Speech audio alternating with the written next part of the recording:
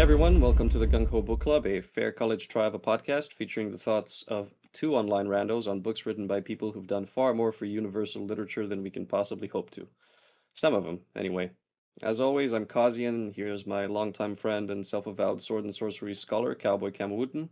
Howdy, howdy. And for this very special interview edition of the pod, we are once again joined by Mr. David C. Smith, a man who needs no introduction for those who know a thing or two about sword and sorcery, past, present, and we very much hope future.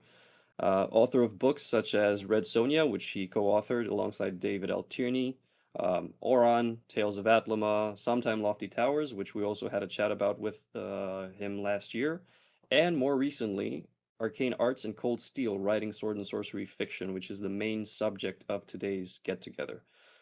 David, thank you so much for once again taking the time to chat with us. I know I speak for both Cam and myself when I say it's always a pleasure and a really, really special occasion to have you on. Well, thank you very much. I enjoy talking about this stuff, so we can talk away here. It's fine with me. Thank you for having me on. We're probably going to veer off on tangents and by the ways, and those are very Oh yeah. welcome, Oh yeah. as you well know. But I wanted to set the scene for people first and foremost. Arcane Arts and Cold Steel has been labeled part history of the genre, part instructional, and I would also front it's a celebration of the genre and its authors, as well as a literary analysis in its own right. It also has a very extensive recommended reading list to top it all off. How has the reception been for it, and how do you feel about this achievement, this like very complex and valuable product? Yeah, it took me years off and on to write it. The reception so far, it seems to be very positive, quite positive, which pleases me no end. I've seen a few reviews online. People like it. More than a few have said they found it helpful, which is good. They write and they found it very helpful. Yeah, when I started it, I truly can't believe if it was my idea or if it was Bob McLean at Paul Piero Press who brought it up. It was his idea. But I just started typing stuff up, and I said I'm going to get around to reading, a lot of fiction and then talk about it. So initially, I went back and in the introduction, the first few pages of the introduction, I talked a little bit about character and setting and bringing the story alive and everything. They got into the history and the major authors. And meanwhile, I was up to the side reading some current sword and sorcery. There's a lot of small publishers out there, a lot of folks publishing their own stuff, and I found some real gems. That authors I don't think many people had discovered yet. So I just started excerpting from their stories as it fit into the progress of the book. So here are some stories where the depth of character is worth talking about. Here are some stories where the setting is interesting. Here are some stories where the voice, where the person used is interesting. And it I don't know if anyone's ever done that before. It seemed to work for me to approach it that way. And I really could celebrate some writers that I like and that I discovered. So I really hope this opens the door to people to the genre and to take it seriously because I feel strongly about taking the genre seriously when it's done well, and it's been done well so much by these current I just dropped my pen. writers. Yeah, the note taking is something that's become integral for us here because we read our books and we take our notes and then we discuss them in a hopefully humorous way. It's a really great exercise because you either copy or type out stuff, and I've noticed that typing out the works of other authors, more in terms of the classical ones, is something that people do in order to be able to more closely not necessarily mimic, but perhaps mirror that style. I did that early on. Did that with Jack London stories early on. Yeah, trying to get inside, why he wrote the story and how he did stuff. So early on, I had a college prof tell me I read some of his short stories. They read like Jack London. Wow, I guess I really. Think, so some of them, I don't know if they still have them or not, but I guess they did the job. So it's very helpful. You kind of think about where this stuff comes from, why he said it this way, what, and all that's going on in the back of your mind while you're typing out word, word, word, word. I found it a good thing to do. I interrupted you though. Sorry. No, no, no. It's fine. I was gonna ask if this is a technique that you used, and obviously you just went straight to it. But as you're doing it, so after you've typed this out, do you also spend time analyzing, like parsing it out into sentences and maybe making further notes on it? Like, how deep do you go into that process? Is it just typing it out, or then you take it to another level as well? I never took notes or tried to parse things out, anything like that. For me, it seemed to happen while I was copying out the story. So I just let it soak in and appreciate that, and then I digest it and go on to another story. And so forth. There was some H.G. Wells stories too, to try to get a feel for those. But I found it very helpful, just to get into the rhythm of writing a story from beginning to end. It's when you start out, it's tough. You have all these doubts and you're second guessing yourself. You just have to kind of plow through that. And if you look at what someone else has done from beginning to end, it's like, oh, surprise, it can be done, so I could do it too. And it's not easy, when you're starting out writing. At least it wasn't for me, and I gather for a lot of people, it's not. But if you're serious about trying to write a fictional story. Right. This actually leads well into a question that I had set up for later, but you said something about first drafts, that after you finish them, you should let them sit for a few days, put them out of your mind, and come back to them, and you'll have. I'm paraphrasing. I don't have I can't find the quote right now, but you have a different outlook on it, and you may interpret things differently or feel strongly about things that you perhaps overlooked in the beginning. Is this something that you, because many people do it. I'm of the hammer it until it's red hot and then hammer it some more conviction these days. For some reason that works for me. Like I can't put it out of my mind if there's something I'm working on. I just have to hammer it and have it sent out, submitted, whatever, and then I'll keep working on it if it gets rejected. But is that something that you started out doing, or was it something that you came to realize was better as time went on? No, as I recall, I pretty much did that from the beginning. I wouldn't necessarily set it aside for very long. I've learned to do that over time. And I found for me that it when I come back to it, it kind of reads fresh. Early on, I'd have this typescript, I'd have the manuscript, and I sit there, I'd go, if it was nice weather, I'd go outside, and I would just line edit it, you know. And then the next day or in a day or two, I'd come back and type it up again. And some of these things would go through 3 or 4 drafts, so that it's kind of doing what you're doing. I mean, I'm kind of refreshing it and seeing things that I didn't realize before. I just did a little horror story. It's only a little over 2,000 words. I have a bunch of these where I have them in mind and I'm trying to put them down. And so I wrote the first draft and it sat down. I did some other stuff. I've been editing, I do medical editing. So I worked on some of that. And I came back to it and, okay, I don't know why this is the way it is. So I'm going to change the title and try that. That didn't work. So I kept throwing some stuff in there, filtering it out, changing it, taking it out, um, until I finally got it to where I thought that I wanted it. And this is over the course of maybe a few weeks. I came back to it after a few days each time. And then I thought, well, I can twist the ending some more. So I did that, and I came back. And it's like, wow, I can twist the ending some more. So it's like you get to it, and there's a few extra lines and paragraphs where going like this to you, and it's like, oh boy. At least I hope readers say that. So they send it out to the publisher. So we'll see. The markets are tight right now. Horror must be the most popular genre right now. People to try their hand at it. Markets are all full up. Yeah, we've been mostly, I think, almost exclusively looking at sword and sorcery. If there is an author that does like horror or other adjacent stuff, then we'll look at that as well because it's those authors we follow. So Matt Hilton has some stuff that's out. David A. Riley has some stuff that's out in the horror and adjacent genres like the pulps. But yeah, Just to play off of this, something you mentioned in regards to all of this with the way you do things.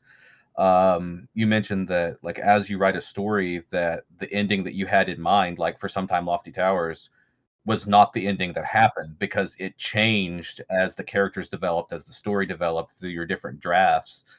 How often does that happen to you when you write a story, that the story's ending is just like maybe not completely different, but quite different than the way you envisioned it at the beginning?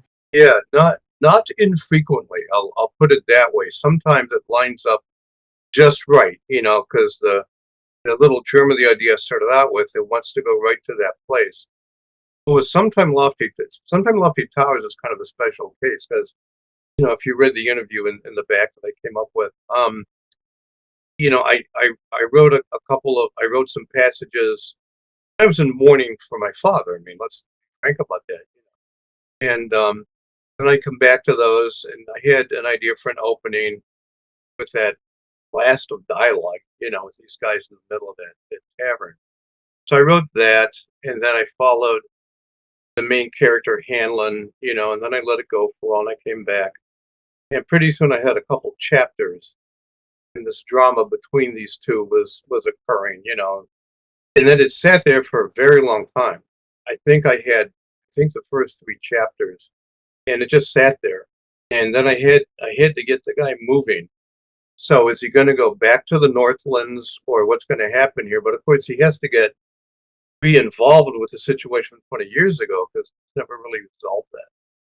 So that scene where I think he leaves the village, he leaves the little town, and he's at the crossroads, and he's looking at the trees, and he hears the voices of the Kiranji.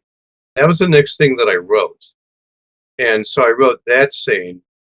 These are strong in my mind because I thought about it a lot and then work, and then they come to where the strange trees are because they're still frozen with those dead souls in them and stuff. And I came to that, started thinking about it. I'm interested in Tibet of all things. I don't know why I have it for years. So like the mention of like the stones and everything, the prayers, and that all that comes from Tibet. I didn't put any prayer flags in, but I thought I'm going to have him meet some of these Kiranji. It'll be like a council where the young Buddhist monks challenge each other and stuff. So that was the kind of genesis of that scene where the people in the tribe are asking questions and challenging them and stuff. And so that came pretty easily. Then it started to kind of take shape. And I still knew the ending I wanted, which was for him at the end to just walk away.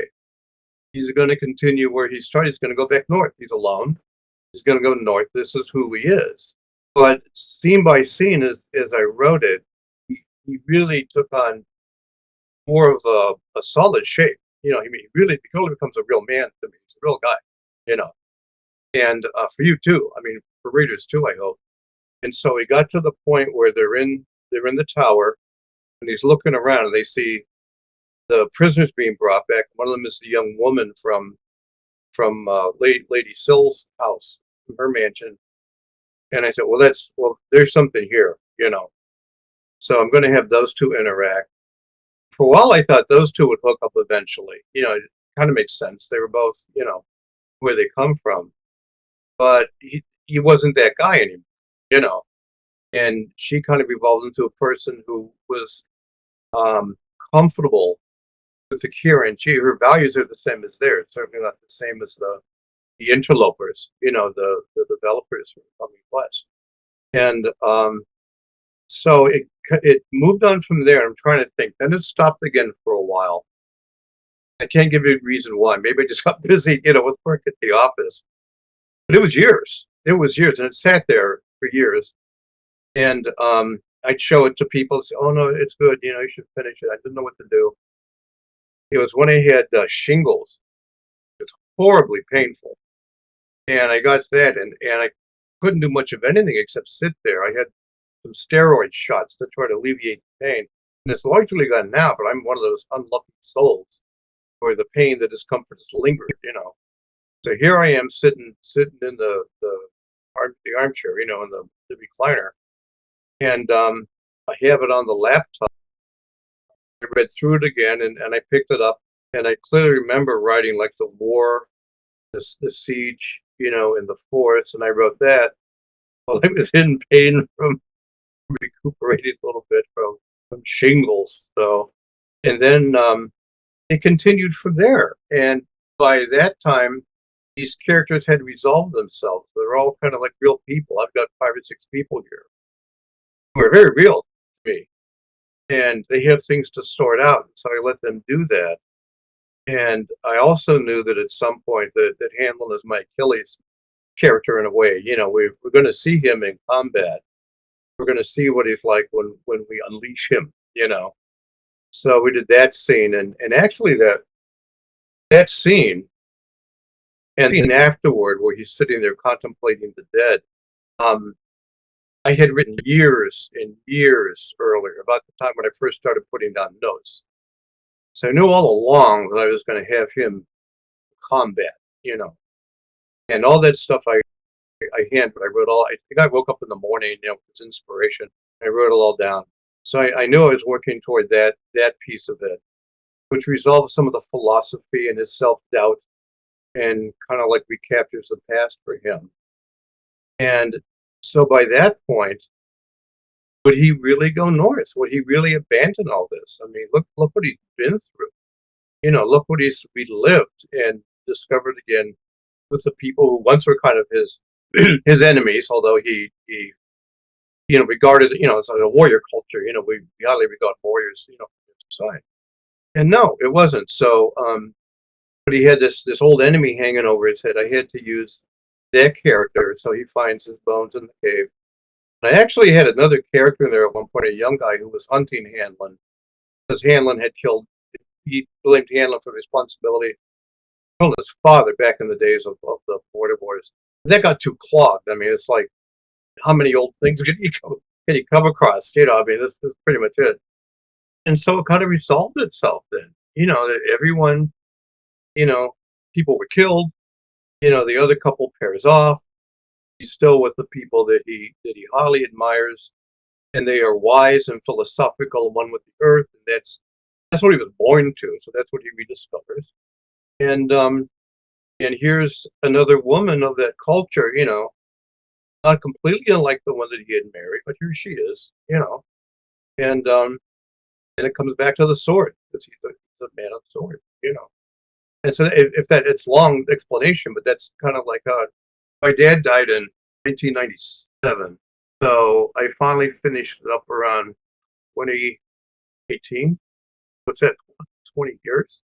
God, yeah, off and on over 20.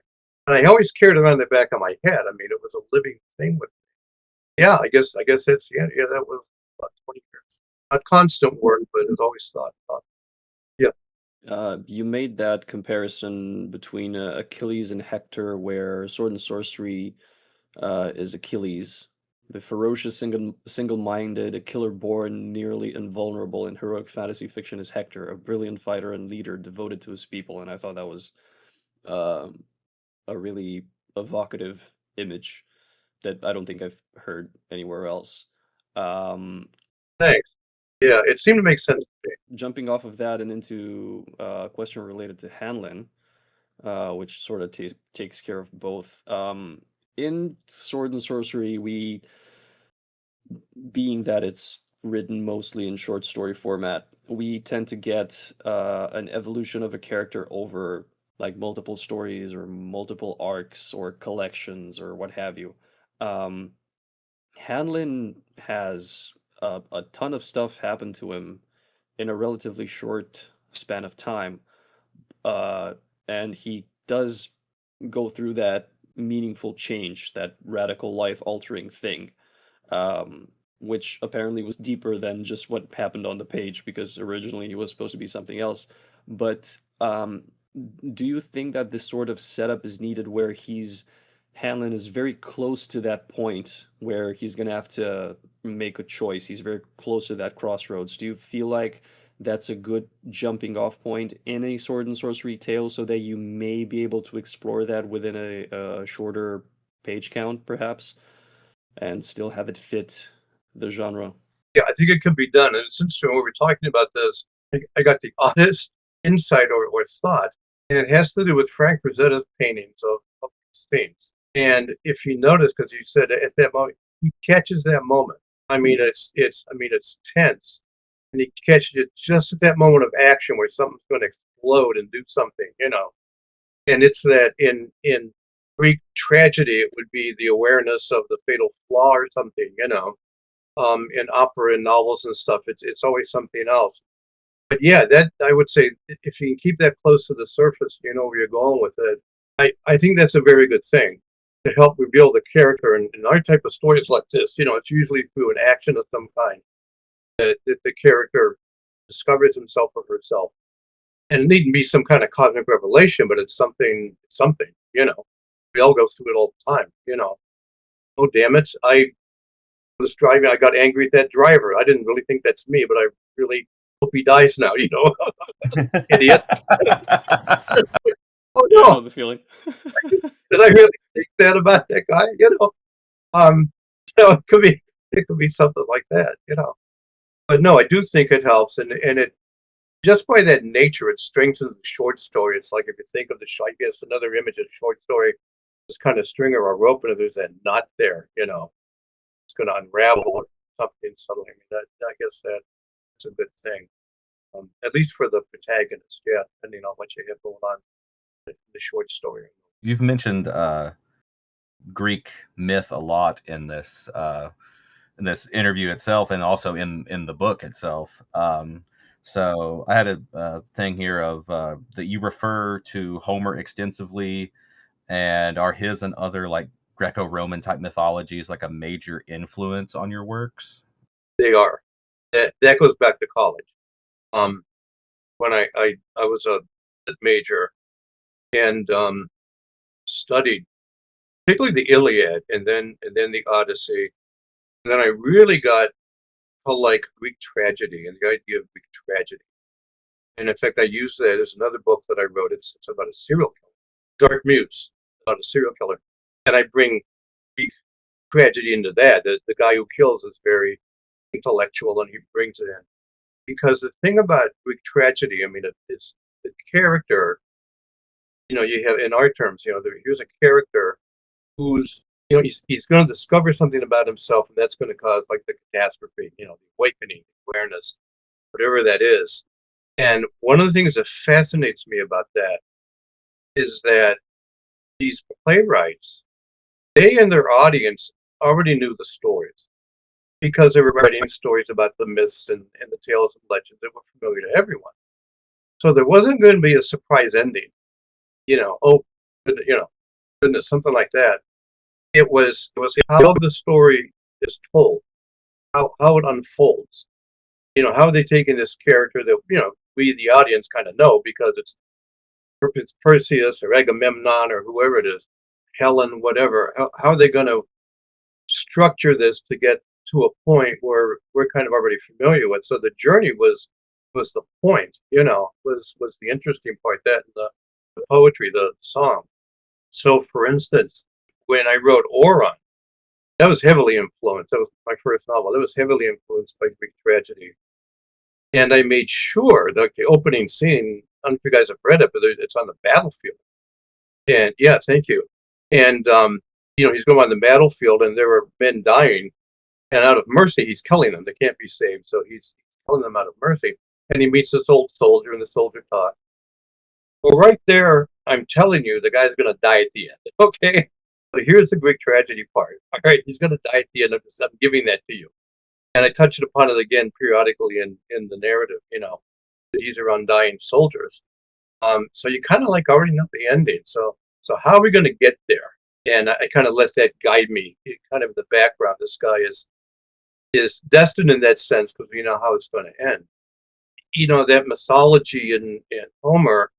I have a tiny little bust of Homer up there that I bought because I just a little thing, but you know, there it is. Homer, not Homer. That H, sound. It was it's like Ellen. She was Ellen before that. I don't understand ancient Greek, but it was like a sound that got put on there. Someone who knows Greek could explain it better. There's this magnificence to that storytelling because what's wonderful about it is that the characters are larger than life. They still feel like us, and that's very different from like the gumshoe or the detective or the Western hero or any of that. Sometimes those stories start to feel kind of mythic, and it's wonderful when they do that. Like the Unforgiving character that Clint Eastwood plays, or Shane, or something like that. But you go back to the Greeks, and there's something really heartfelt and magnificent, and it's us only enlarged. Is the way I think of it. They're us all right, but good and bad. But it tells us something about how we can think of ourselves as being a lot of times better than we are. Maybe you have that aura of grandeur or possibility about it. That's just me, though. I mean, I study. I go back to college. I still think about college. Yeah. I think that makes a lot of sense with the way that like sword and sorcery is too, of like take like Conan. Like we know Conan's not going to die in his stories. Right. We know he's going to be victorious in the end, most likely get the girl. Sure. But it's about the story itself. It's about the progression of how he goes from this really dire straits to escaping with his life. Exactly. Um, Exactly. so I think that parallels perfectly with the Greek tragedy. Yeah. Thanks. I think so too, because we're in there with him in it. I forget who it was. I quote him, but saying that, oh, who was the Howard scholar? But he said Howard starts with a train wreck. How the hell are we going to get out of this? Mm-hmm. Well, that's kind of Greek tragedy, right there. And it's the emotion, the Greek tale, the tragedy.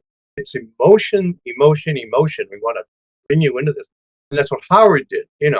I've tried to do that with some stories that I've written. It's like, here we are on this remarkable voyage. And give me 20 minutes or an hour and a half, and we're going to do this thing. And if I can achieve that, I don't think I always have, but if I can achieve that, then it's on that level, and Howard was able to do it a lot. And, a number of writers have done that, and we celebrate them. It's like, oh, I got to reread that book, Yeah. whenever that happens. So, yeah. It makes me think of I think it's the Trojan Women by Euripides, where it's Pretty, like yeah. we know what happens to them, but There it it's is. just Yeah. it's right there in between the two stories, between the Iliad and the Odyssey. Exactly right. Exactly. The other one I discovered that I can't stand it. Well, I've always hated that, like child molesters and hurting young kids. I mean, I can't stand that. I mean, I'll take those people who do that. I'll stake them out and vivisect them. It's just so inhuman and unhuman almost. I just hate that. I've noticed over the years that if a young person, I'm a dad, I got a daughter, especially a young woman, is going to be hurt. Like I haven't been able to go back to reread Iphigenia at all. It's, oh, let's sacrifice her. He's so Yeah. good, daughter. Or who was the young princess in Game of Thrones? I read the first book, but Game of Thrones on TV. They burn her alive. And it's like, I can't watch this. This is too much for me. I know what's going on in history, and I understand how brutal human beings can be. But for me personally, that it does something. So we're good on that track. But I mean, that's that human quotient in there. Hmm. For me, yeah. Yeah, it definitely hits different after fatherhood. I personally feel that way anyway. It changed. Yeah, Yeah. yeah. Where I used to work. I was an editor. I mean, I told you this story already. I don't know if I said it, but they sold our department to a big publisher. And people at the office said after my daughter was born, I was kind of a different guy. I mean, I guess, inevitably, my perspective would change, But a lot of us were going to be leaving in the next few weeks. I went to this big lunch at the Ram, this little restaurant we used to go to have a burger and iced tea or something. And there was this young guy, Charlie, this younger guy you worked with. And we're sitting there, and I said, I told him, you may be surprised, but I used to be kind of an asshole, like the boss. Like, that doesn't surprise me at all. I'll say, you know, I was a manager. Sorry, doesn't surprise me at all. So maybe some of that comes through my character title. uh, Um, going back to Oron, actually, it was interesting how you mentioned the Howard opening with a train wreck, mhm, because the battle scene in Oron is a full-on, like, long format train wreck, and yeah. I have I've reread it. I started rereading it recently, and it's Mm, that image of limbs and heads flowing above the warriors that are charging on their chariots and their steeds. I thought that was amazing. Like this thank wave, this you. deluge of carnage that follows them. Yeah, And they just almost yeah, like the comic cartoon style just flowing behind them. It's yeah. amazing. And you made a note of what novelist M. John Harrison said in Arcane Arts and Cold Steel. Mm, Who he said, above all, world building is not technically necessary. It is the great clomping foot of nerdism. It is the attempt to exhaustively survey a place that isn't there. A good writer would never try to do that, even with a place that is there.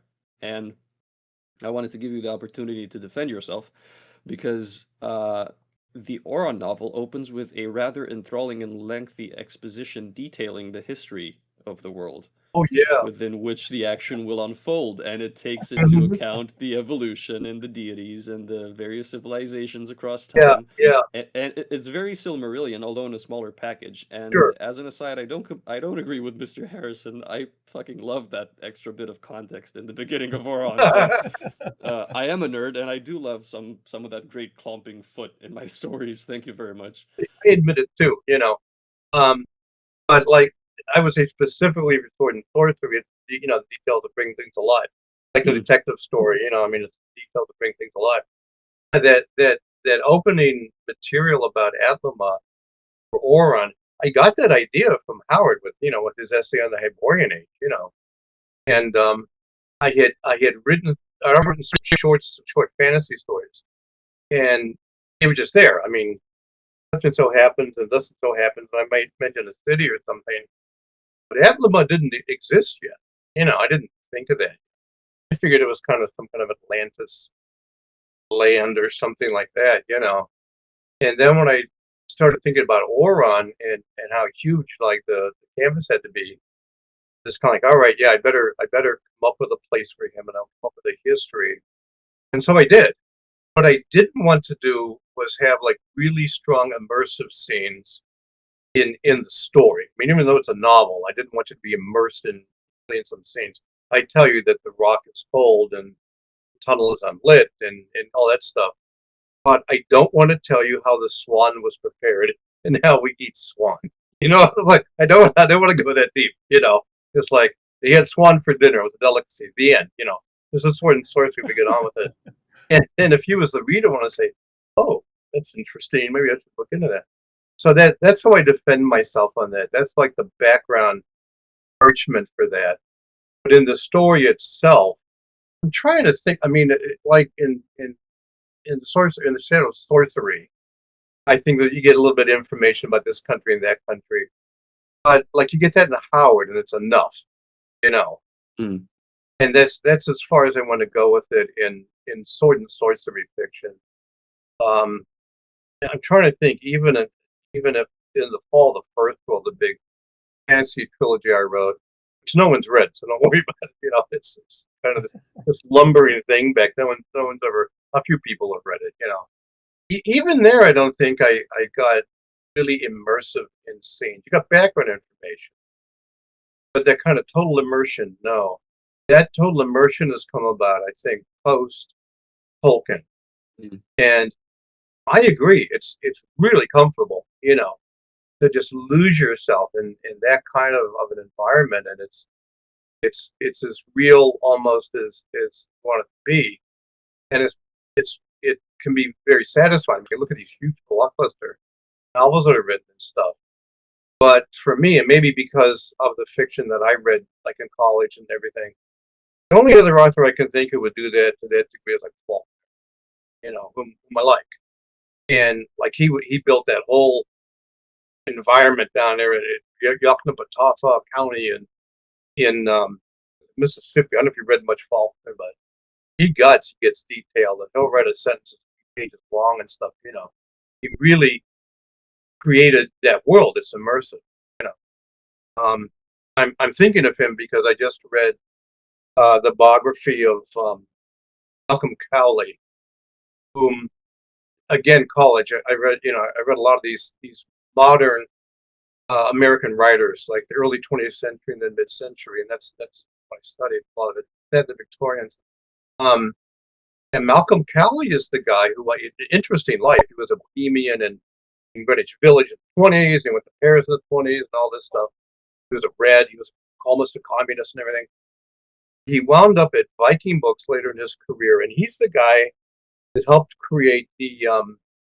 It's kind of like the best of. It's like the portable series.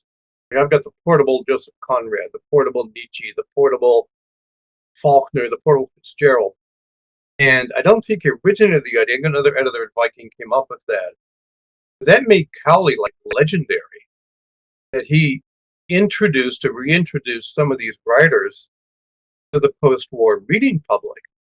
And these soldiers that had gone to war, I mean, they were literate.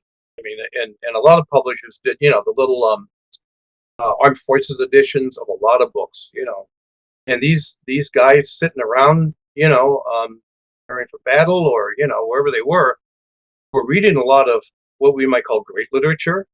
We know they read H.P. Lovecraft, those little books. I may have some of those.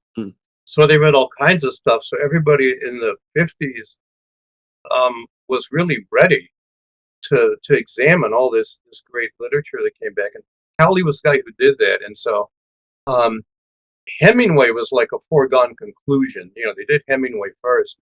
And he fought with Faulkner because Faulkner had kind of been forgotten. And Faulkner was a strange bird anyway, but what he achieved was really remarkable, in American literature. No one had done anything like it before. So he's the guy that kind of like saved Faulkner, brought Faulkner back and got him ready to get his Nobel Prize and everything. That's why I'm thinking of Faulkner. I just finished the biography of him, which for me was a joy to read. It took me right back to stuff I'd studied years ago. But yeah, you can get immersed in these things, and it's fascinating. Faulkner is a good example of a modern writer that's done it. It's not fantasy. Yeah, I feel like it really just depends on how someone does it. I agree. I don't want someone giving me the intricacies of how they created the dish at supper. Yeah, because I don't care. But yeah, to get into like the setting itself, I love the nitty gritty details. mhm, What comes to my mind is like Louis L'Amour, whenever he wrote his westerns, sure, he like extensively researched all the locations that those were set in right, and all the local geography mhm, and everything, and then built his little mythological stories on so much true history. But you know, yeah, his stories wouldn't be the same without it. And like I know a lot of people think that like Zane Grey is like the best Western writer. mhm, I mhm. don't like Zane Grey. Um, Okay, I love Louis L'Amour, and I've never been able to read I like Lamore too. another Western series by anyone else because if I start reading someone else's Westerns, I'm like, man, it's not the same. It's not L'Amour. It's Yeah, not good enough. yeah, And like these are good books in their own right. Nothing wrong with those authors. It's just mhm. L'Amour ruined me for any other Western author. This idea of being immersive. I'm going to take a leap here. It does take us back to Homer. In the Iliad, I mean, you get all this detail about the ships, and all this detail about Achilles' shield. I remember when I first read this, like, dear God, I mean, come on, man, get on with it, and I'm talking about the cooked swan. exactly. But it's like he's talking to his audience, and I found out since that those may be some of the oldest parts of that story, that meant a lot to people who first heard it, like pre-Homer, going back that far. So this was their society. He's not shy about details, throughout the Iliad and also whoever wrote it in the Odyssey, So we do kind of get that immersive feeling with them. So it's not sword and sorcery, but it's, I mean, why would it be? But I guess I'm saying there's certainly a place for that. It's just sword and sorcery. I like it to be tight and quick and so on. But I'm guilty of writing sword and sorcery novels. I mean, I don't I don't think that's a crime. There's plenty of good sword and sorcery novels. I guess not. I guess not. That's a great crime to be guilty of. Yeah, I'm comfortable with novel. I've heard each writer is kind of comfortable with their own length. Ted Ripel is like he writes novellas. He does 10, 15,000 words, and that's his story. I can go on for 60, 70, 80,000 words, apparently. So wherever I go, maybe from studying movie making, I can go on for that length. You mentioned again in Arcane Arts that a little weirdness goes a long way in sword and sorcery fiction. And speaking of immersion, that uh, ties into like magic. And you said that a larger portion of weirdness, or especially the magical, moves us into the realm of fairy and high fantasy, with the focus less on the struggle of the protagonist and more so on world building, Yeah. understandably. How far along do you think that limit is, and like where does the line of fairy and high fantasy stand for you? Because if we go all the way back to the Red Sonja novels, Mhm. for instance, you had, going off of memory here, you had evil necromantic sorcerers that worked mostly off page with Ikribu. Mhm. You had extra planar threats with When Hell Laughs. You had the evil golem raising sorcerers with Demon Knight. I think I'm mixing those two up. Yeah, no, that's okay. Yeah. So you had these great threats, but is it when they're localized? So in Ikribu, it's mostly a single kingdom. In Demon Knight, Mhm. it's a city, and when Hell Laughs, it's an island. Yeah.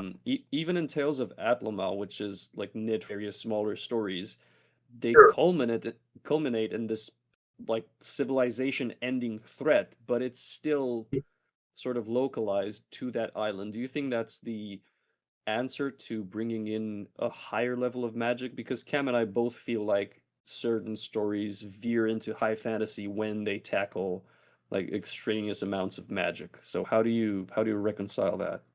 I would say the word that occurs to me is proportion. That it should be proportional to whatever canvas you're working on.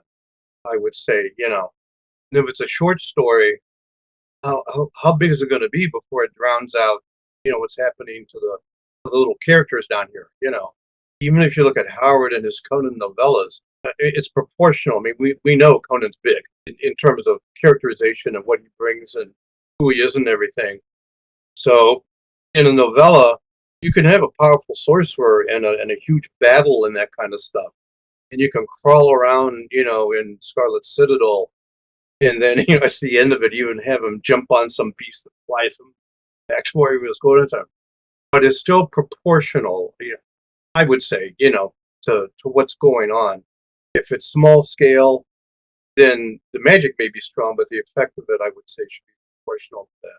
Does that make sense? I mean, Yeah, I I think haven't that thought makes this sense. through before, but I think just my gut, I would say that's what. Yeah, I think it does. The drown out the characters bit really makes it, you know, sends it home, I think. Yeah, yeah, Yeah, and you don't want every magical thing going on to be a world-ending event. Like, right. sometimes the sorcerer next door is just wanting to take over the kingdom. He doesn't have like these Yeah, ambitions to take over the whole planet. Like, he right. just he just wants some thralls. It's Yeah, exactly. Like, but there's the thing that still blows my mind in the Hour of the Dragon, where who's the sorcerer? Zaltoten, is that his name? Toten. He wants to bring back undue events of time. It's like, holy crap! It's like Yeah. that's just mind blowing. Only Howard could do that at that time. No one else thought that way. The guy was a genius. But it's like, holy cow, to think of that. So there's a large canvas. And the guy's moving around a lot. He's bringing all this stuff in, and definitely immersive. And the sorcerer is proportional to that. You really better beat him with something big, with what he has playing. There's another thing about the end of that novel I still got to figure out. I don't know if you noticed it or not.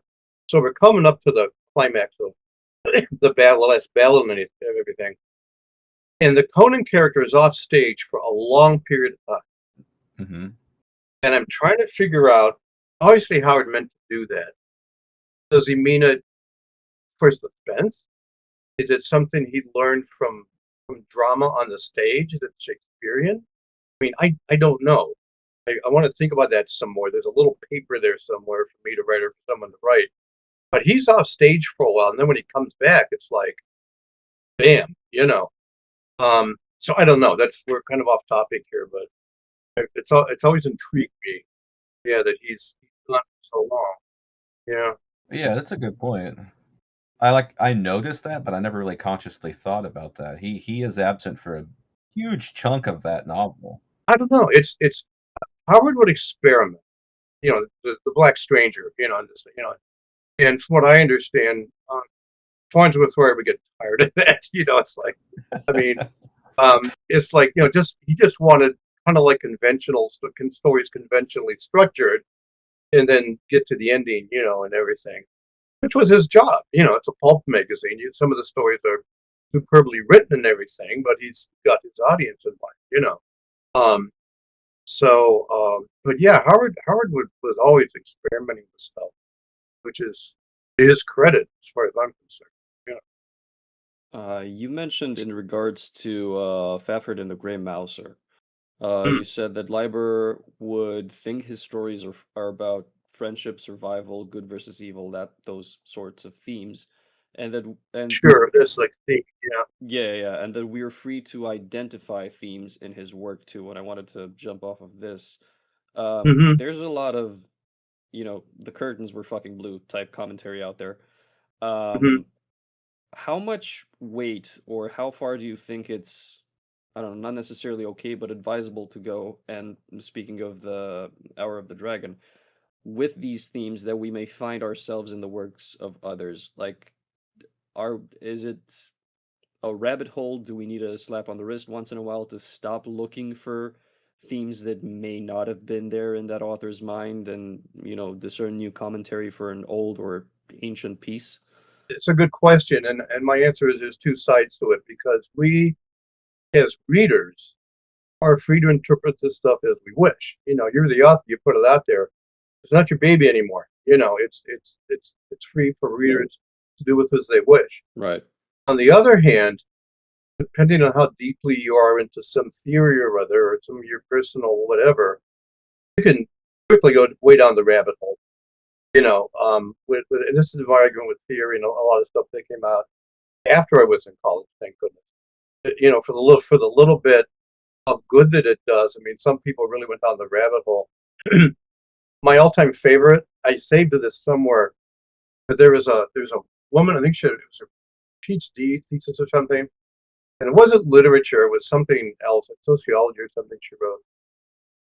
She really went down the rabbit hole talking about the age and the period we live in.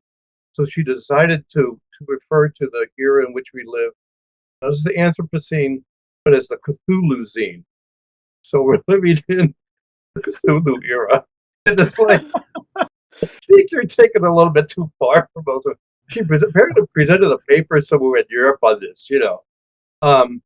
So I don't, you know, why? You know, it's not necessary to go that far, you know. But you know, that's her brain. That's her take on our era, and she defended it in the paper. So I think it's taken a little bit too far, you know. Yeah, you could say that was a deep one. You can see that was a deep one. Yes, a deep one. I love that. Good for you. That's great. Oh God.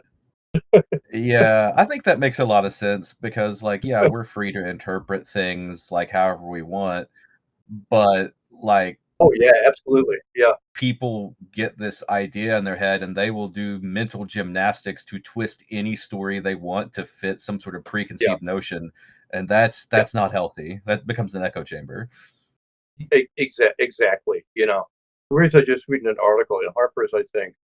It's the recent Harper's in some of the front matter, and the guy's talking about the way that we've learned. It's a book review or something.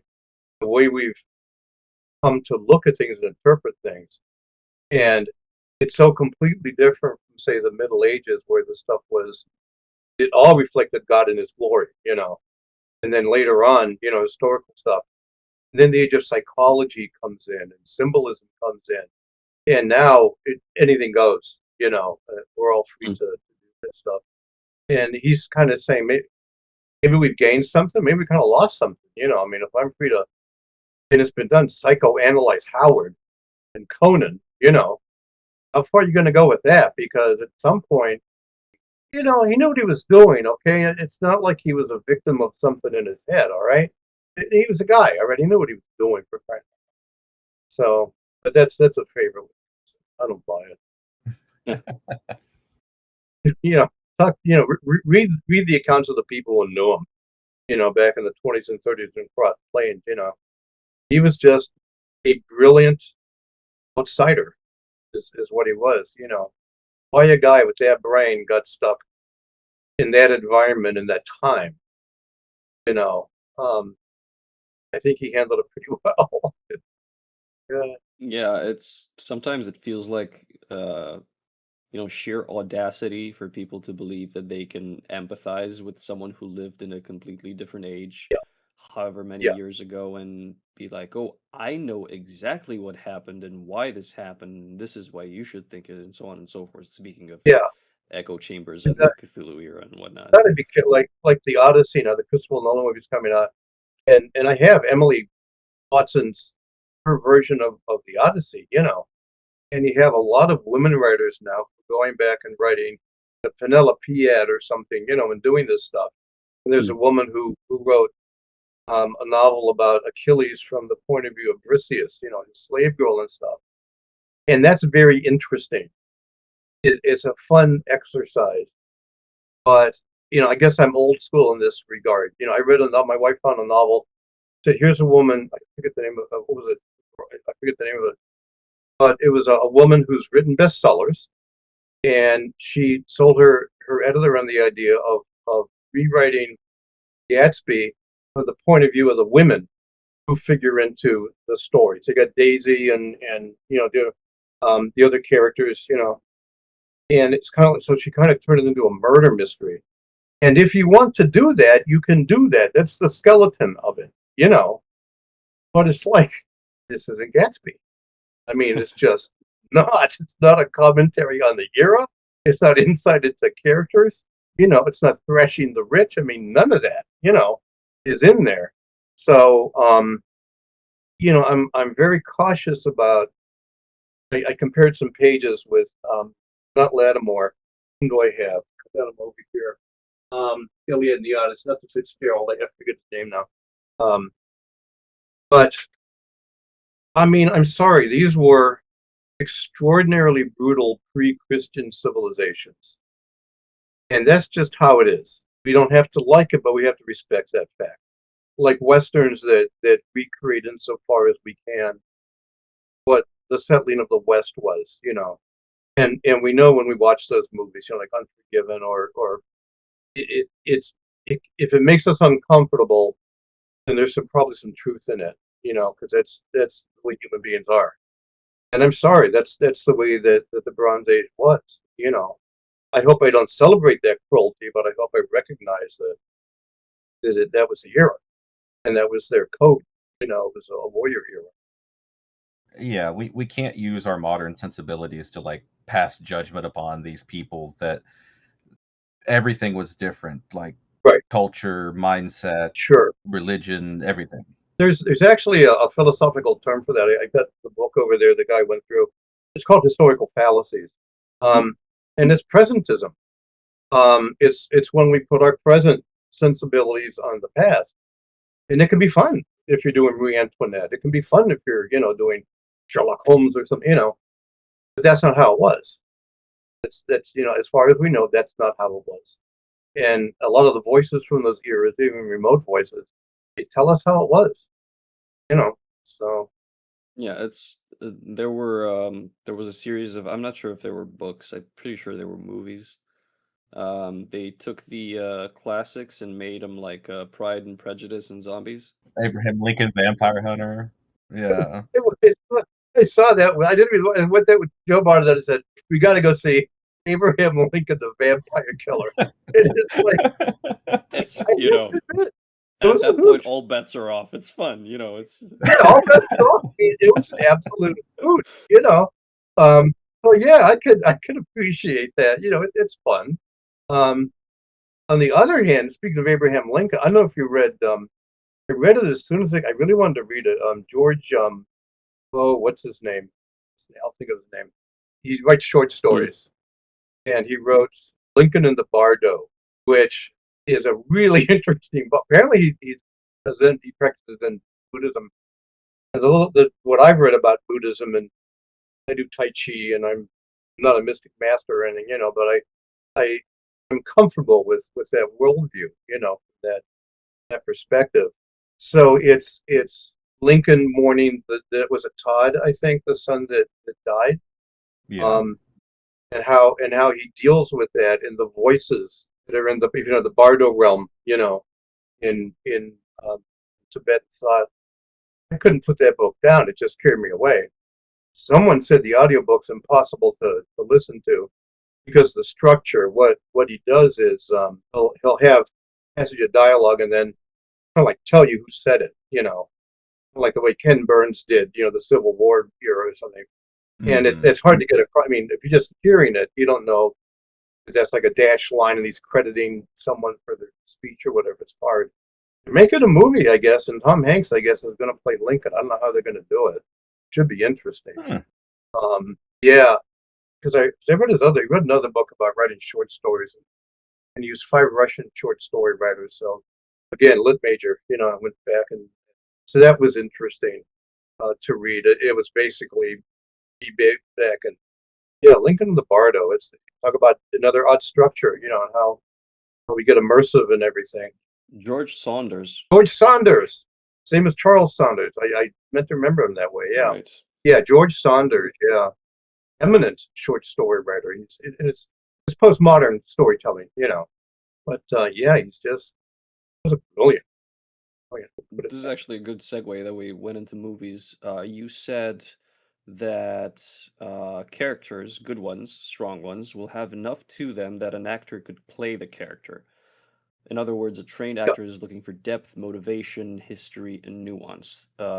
Thinking about how an actor would play one of your characters helps your character come to life. Mhm, And just as a fun exercise, mhm. do you picture your characters as being played by specific actors? And does that like sort of reverse help you in terms of writing that paper, as it were? That's interesting. The answer is no, I have Oh, not. But I maybe I should start doing that. Start picking somebody to play Oron or some of these. that would have been the follow-up question, like if you thought of somebody for Oron or Hanlon or Yeah, yeah.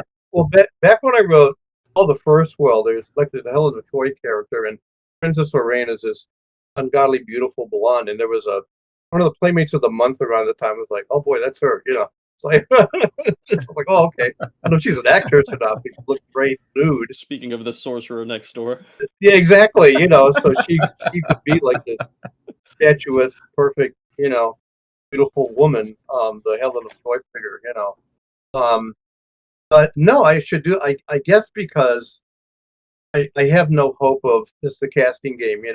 I have Hmm. no hope of these things ever being made into movies or TV shows, which I think is too bad. I think there's enough in some of my stories that it could be done. But and I've written a couple of scripts. In fact, I co-wrote one with Joe Bonadonna. I did one for Seasons of the Moon, and they got good coverage, as they say. We had people in Hollywood that we could pay them to read them, and they go down the list. So the character is strong enough, is this setting and all that stuff. So we got good coverage, but that's still miles away from getting anyone to take them seriously, and try to get them, made and put them on a stage, put them on a set and start filming them. So much that goes into doing that. Um, so yeah, I have no hope of that ever happening. Although if it did, I think structurally some of the stuff I've written would work just fine.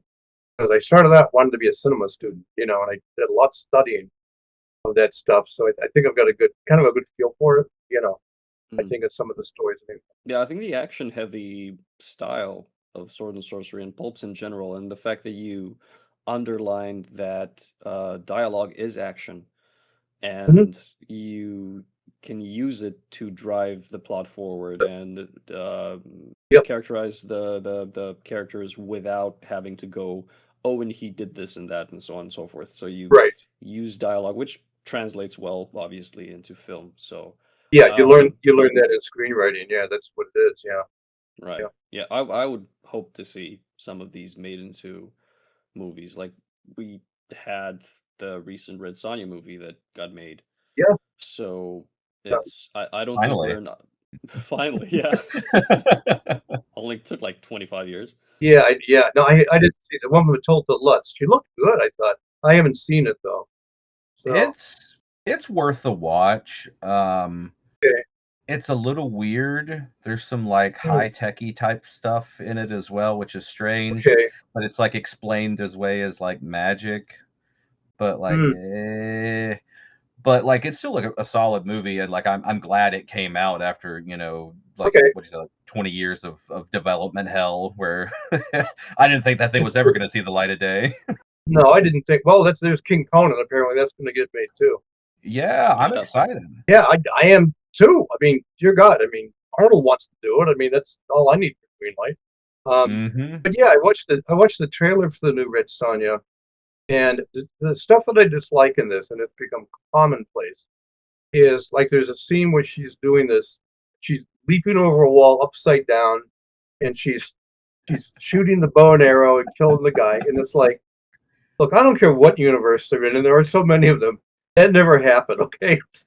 That's not going to happen. Yeah, It's never. I don't care if you're yeah. a ninja or what. So that those kind of antics. She kind of overshadows Legolas in that one scene, which is crazy because Legolas already has insane Yeah, scenes. yeah, yeah. I go back to. I get this is the only conservative part of my soul, I guess, is aspect of storytelling. But I came to see the sword and sorcery fiction is basically the way we build westerns in our culture, and it's like it's kind of the low. It's Shane, and you can do Oxbow Incident and make it a social commentary. You can make it the loner who's the last of his kind with Shane, whatever it is.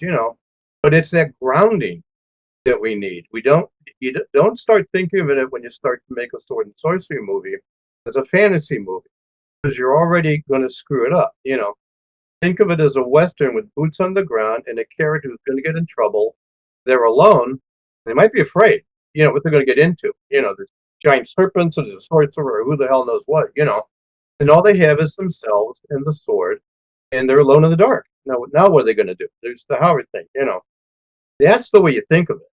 I don't have some guy who wants to conquer the world or something like that. He wants to. The bad guy always thinks he's a good guy. So he wants to achieve something, but it's on that same level. You know, he wants to control the town. Like in an old western. He wants the silver mine or something like that because it's got precious metal to do something. Even in that new remake of Conan. Where there's as many pluses as minuses as pluses. At least the sorcerer was trying to put something together to bring his wife back or something. I kind of got lost in noise, but you need something like that. It doesn't have to be revenge. It could be, I got to find this person for some reason or whatever. That borders on the heroic, but they're westerns. They're that kind of structure. Is what I'm saying. In that sense, the new Red Sonja movie definitely falls flat in that regard because Hmm. the main villain, he does have like he's wanting to make the world better, but Yeah, he's trying to like take over the entire planet. there you go. See, there it is. And It's kind of like, How else are you gonna make it better? I mean, yeah, yeah, well, he's welcome to try, given the state of our world. I don't know. And part of it is the way the dialogue's written. I'm not a fan of using modern dialogue with these things. It doesn't have to be Shakespearean, it doesn't have to be stilted, but it should tend to be maybe a little formal. Again, that's kind of the way it was in the West. These people who had book learning, they didn't talk like us. They had learned to talk if they went to university or from reading fiction, and a lot of this stuff was still kind of the bar was still kind of high. That in that literature where they learned to speak. We hadn't got through the period yet where we had pulp magazines and the great commoning, making things good for commoners. They were still talking like Edith Wharton or something a lot of the time. So it doesn't need to be stilted, but it should be like a little formal, expressing themselves. I've tried to do that in my stories. That's why Dick Tierney, God bless him, I mean, got so upset. You probably know the story. In the first Red Sonja novel, you get toward the end, and she's confronting one of the sorcerers or something, and blah blah blah blah blah, and then she says, "Get fucked," and it's like, that's not Red Sonja, man. Don't do that. So Dick got a hold of the paper, and then later on, there's another damn or hell or something. And Dick called me. I'm in my apartment on the west side of Youngstown. He goes, "What did you do to the story?" I didn't do anything, man. What are you talking about? So I said, "Well, I didn't do it. Somebody at Ace did it, and I was right. Blame the other guy. He's not here, but I was right on that one." And I went to this comic book bookshop video rental place, and I knew the guy. There it was, and I quickly kind of read through it, and it's like, there it is. So I remember having a phone conversation. Susan Allison. She just started as an editor there, and I think she had very strong ideas on where she wanted to take Ace Fantasy, and she's so successful with it, But in the meantime, she had to deal with the Sonias written by Dick and me, and she was finding flaws with them and stuff. But you probably heard the story. Somebody at Ace got really ticked off and had been fired, and he was a copy editor. And now that I've been in that environment, I was in that environment for like 30 years. I know how he could do it. And he got in there and he tweaked a couple of those lines in the back of Sonya in the text that was going to press. And that was his goodbye middle finger, for getting fired. So I have waited. When did that come out? 81, 91, 2001. So anyway, the Red Sonja books are coming out again next January. They've been reprinted. And I was able to correct that. Oh, okay. So we're going to get the corrected texts. I Okay. got to go through them. I don't want to say updated a few things. Like we clarified a few things. Just because I wouldn't want to read it that way now. So, for instance, I think in the sixth one, I was proud of this. I created the character who'd been wounded in war, and so he's become kind of feeble-minded, but he has like extra senses. Kind of like warn people about things. They kind of like that character, but in the other characters in the book referred to him as the idiot, which at that time was like, okay, it's borderline, but I guess they would talk that way. I didn't care for it. Now it hits me wrong, so I changed that. I gave him a name. I used his name or something like that. So little things like that. One of the editors at Bison, someone had used faggots for start the fire and everything. Yeah. And she said it's the correct term, but there are people out there who would take it the wrong way. So fine, change it. So we got to be aware of the audience that we're writing for to some degree. But yeah, it's gonna be a huge, like 400,000 pages. If you saw it online, the announcement online, and they don't have a cover yet, as I understand. So I don't know what kind of cover they're gonna. A lot of people over the years told me if they come back, I want the Boris Viejo covers that I know. But yes, they sold the books, I think, initially. Nobody, very few people knew who I was, Dick was, but those covers sold them. So and then it's like, oh, the story's not too bad. So. But I don't know what the cover is going to be. I don't know. We'll have to see. But people are eager to see them back again. So I thank you. Yeah. Yeah, I hope they include the covers at least in the omnibus, so that way people can see them again. But I really hope that the cover is not one of these modern new age generic covers that get put out that look like somebody just photoshopped something together and it's so boring. I want something painted. Yeah. Oh God, if only. I hope for painting too. Just thinking in terms of cost and rights and all this behind the scenes stuff, I'm afraid we may get like an AI cover or something kind of generic, which would be too bad, especially for her character. She's big. She deserves this. Big Yeah, cover. those Vallejo covers were astounding. Like, Yeah, hoping for something like that is, I guess, out of the question. But there are plenty of sword and sorcery novels that are coming out these days with covers that mimic that style, or they do. not. It's imitation is the most sincere form of flattery, and they look the part. Like, why not go They for do. something like that rather than what Cam was saying? We just had Wildside Books just reprinted, but they reprinted Oron probably, and so I was able to get text corrected for that. I was able to fix it up a little bit. And the cover, John Betancourt found the cover, which I liked. What do you think of the cover? So I said, let's just have a Bronze Age warrior. He found that Mhm. image, and it's spectacular. But for the original title, The Shadow of Sorcery, it's very earthy, and it's not high minded at all. You've read it. It's like it's earthy and it's dirty and it's bloody and it's muddy, and it's got to have that kind of a cover. And he found this really exquisite cover of this sorcerer sitting in this tower. I was like, man, it's good. Maybe one of my other books doesn't work for this. Hold on a second. I know that listeners can't see it, but you guys can. Mike Hoffman. So how cool is that? Oh, I think I've seen this. Yeah. So that's the new cover for the new edition of correct title, The Shadow of Sorcery, or The Shadow of Sorcery. And I said, let me. He said, I'm going to look around. I said, let me look around too. So I forget the name of the young guy.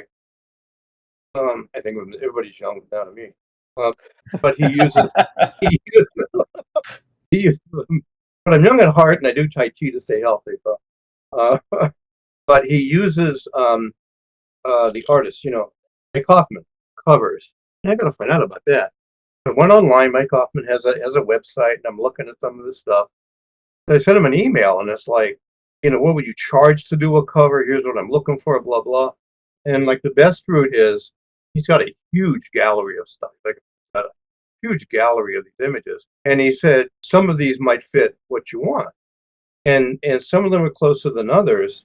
And although this isn't exactly the way I describe the bosomy with a skull on her head, sorceress, that's pretty good. With bats around her and monsters and stuff, that's pretty good. So I went with that, and I think it works just fine. And John Betancourt liked it. My wife's like, yeah, that's creepy, So I don't know. It costs like $200 for the rights to do that, and it's like, for me, it's money well spent. But I don't know what they're going to do with the cover. It's some of the covers that have been done for New Age Sword and Sorcery magazine. It really been, remarkable. That the first one was the Gerald of Torre, Jury, was really good. I don't know. It's their decision. They're the bosses. They're the publisher. So we go with that. New Edge did something really fun with practical effects. I think they photographed like a weird looking monster thing against an actual background and then edited the lighting and contrast and colors and whatever. And it's one of the more recent issues, I think. It looks amazing. Who did that? New Edge. New Edge. Oh, I got to Googled look it. for that then. He's doing so much stuff now. I feel overwhelmed. I mean, it's like the guy's incredible. Oliver. He's doing all this stuff. I'll actually send it to you. It's issue 9. Okay. Oh, that is really cool. So this is just practical photography and lighting, and Mhm. the thing in the back is like a puppet style miniature. Okay. So So should I have the link now? yeah, showing up? it should be in the chat. Let me look here. Go. Message failed to load. Clearly, it's me. God damn it. Oh no, it's me. My wife's convinced I send out rays that affects gasoline powered engines and electromagnetic device. I mean, it's like maybe she's not wrong. I don't know. Maybe she's onto something. Yeah, I don't know. Yeah, she might be. Yeah, it's issue 9, upcoming issue 9 of Okay, I'll I'll look of for it New then. Edge. So yeah, and Yeah. it looks really cool. And I'm like both Cam and I are wargaming and like miniature terrain enthusiasts. So Mhm. this is something really really unique to see in the field. if there's some AI in it, I mean, its powers can be used for good. I mean, we know that. So, Yeah, I think this is just touched up with Photoshop, oh, great. Yeah. which itself was looked upon less than favorably, You but using remember that? Yeah. yeah, yeah. Yeah. Um, Yeah. I've seen it and I've used it as such. I drew a sketch and I used AI to like smooth down the rough edges of it, and then I got that and I worked on it and then I colored it just for my own like RPG purposes Yeah. and Yeah. campaigns and stuff. And it Yeah. for that, it's my art that I'm enhancing. Yeah. I guess I can feed it into the damn thing and get something Yeah. nice to look at or Why not? further work on. But it helps those of us that are less than artistically inclined in that regard, like Sure. drawing. Sure. I was gonna say I've only bumped up against AI. Like I'll go online, like I'm looking, like I'll look up Arcane Arts and Cold Steel, and I'll get this AI thing that generates a summary of what the book's about, and it's completely wrong. It's all wrong. It's just picking up, Yeah. some generic sword and sorcery plot. And it's like, no, no, no, it's not it at all. My daughter just hates anything to do with AI. It's like she's a vampire show with a cross. I mean, she knows she knows it's destroying her ability to find a job, when she gets out of school. It's like, I don't know, man. I don't know. I mean, people hated the automobile when they came in, and computers and Photoshop and stuff. It's out of the barn now. You can't get it back in there. So I guess we adjust. Yeah. I fully understand editors who want nothing to do with AI stories. I mean, Yeah. Oh yeah. that's like, yes, that's just absolute and absolute. So, See that actually segues into one of the questions I had was you know, in the book you mentioned AI about how like it just puts out these like hackish plot lines and yeah, stories with a bunch of like yeah, gobbledygook in it that doesn't mean really, anything. I'm afraid so. To me it kind of like seems to resonate with like how like romantasy has taken over like fantasy literature, Sure, and it's just like the sure, same regurgitated plot line every single time. right, um right. so do you think that like those romantasy plots that keep getting regurgitated, is that something that they're doing AI with, or do you think people are actually just copying the same plots over and over? Like I don't know. I'm just kind of My cynical about it. No, I'm cynical about it too, because my friend Pete Pollock, who's my dear friend from when we worked together, and he's still working for the Orthopedic Trauma Association, and he's concerned with this because he's a musician, and it's already crept in evilly, into a lot of music and everything. And our feeling is that there's going to be a lot of AI fiction and stuff out there, and we're going to live with it as long as it's labeled as such. For romantasy, any AI that they use, and I'm sure some of these authors are using it because they're turning out this stuff so fast.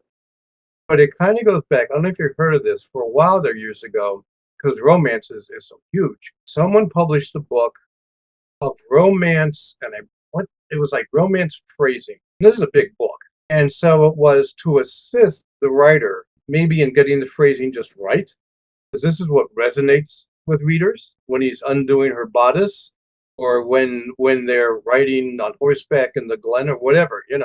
And that was a real thing. So at that point, I don't like an AI thing. If I'm just going to use this phrase over and over, it's kind of an automatic thing, and it makes readers comfortable. And at that point, it's like the hack work that a lot of writers used to do. Hmm. A lot of midlist writers, a lot of the pulp writers. I mean, just they would retype some of their stuff, change it a little bit, because they got to get it done. And get it across the street to popular publications or whatever. So in that sense, it's I mean, mechanically, electronically, it's new. So it serves a purpose for some kinds of fiction. And if you're like a lot of readers that I know, where they're passing the time. For me, this is people won't like this, but one Lynn Carter story is kind of like the next Lynn Carter story. Okay, I mean, I'm sorry, man, but it's like I'm not wrong. Okay, Oh, oh yes, we We are very well aware. And we're with you 110% on that one. You know, it's kind of like, oh, you see one baby, you see them all. You read one Lynn Carter book, you know, you see them all, you read them all. But if that doesn't take away from your pleasure as a reader, where it's going places you anticipate and you like it and it moves and you like his writing style, you know, such as it is, no problem with that. That's fine. You know, you go do that. You know, it's not a problem. Yeah. That's part of the enjoyment of reading. You know, is that kind of stuff. So I don't have a problem with that. But that's the function AI is going to fulfill. Mm. My biggest problem with it is that it's not going to get paid. It's taking away work from writers who could get paid. And you know, you want even mediocre writing turned out fast. You know, you want it good, you want it fast, you want it cheap. Even if you're going to turn out that kind of stuff because you want the paycheck, at least it comes from a human being. It made some choices, Right. you know, for the purpose of the story. And it's not just some AI garbage. So and that's what I would like to see. You know, even mediocre, quickly written stuff by a human being, I would put that a notch above some kind of AI written. But that, you know, I'm on the side of the writer. Yeah, and there's the potential for that mediocre writer to get better from There you hopefully go. Yes. getting human and not AI reviews. Yeah. Yeah. of their Exactly. stuff. Exactly. I think for me, the big thing with the AI is just the environmental impact of it. Like, I am not like, I would never classify myself as like an environmentalist by any means, Mhm. but Mhm. the disaster that it's causing on the environment, just eating up Quite water right. and yeah, oh, Yeah. it's awful. Like, they're wanting to build an AI data center up in like the panhandles of West Virginia here, and I'm like, no, I don't want that. Well, there have been a lot of communities that have just, I mean, they have the local meeting and they're just voting them out. It's like, no, you're not doing it here. You know, they're going in regions. They're going to supply a few jobs. I don't know if the trade-off is worth it with the energy they consume and the crap they put out. I don't know if it's worth it. That's the trade-off that certain communities are going to have to decide. And who leads those communities? Down in Texas, I mean, Elon Musk and these other tech bros they're really going great guns with stuff, and Texas makes it comfortable for them to do that. So that's their policy. That's their communities. You don't see the trade-off. And this is true of a lot of heavy industry. Oh yeah. Now that we've kind of learned to kind of corral it a bit, we couldn't 150 years ago. But I mean, if your industry is going to produce crap, like the runoff of having animals, you know, and what they give off, you know, before we turn them into pork chops or whatever. I mean, find a way to, you know, make use of that or diminish the effects and everything. Don't poison people's drinking water and stuff. You know, we don't have to do that. You know, we know what we're doing. You're still going to make money. I'm not anti-capitalist. You know, you're still going to make money. To be responsible. And the same with AI. I mean, you got to figure out, is the trade-off worth it?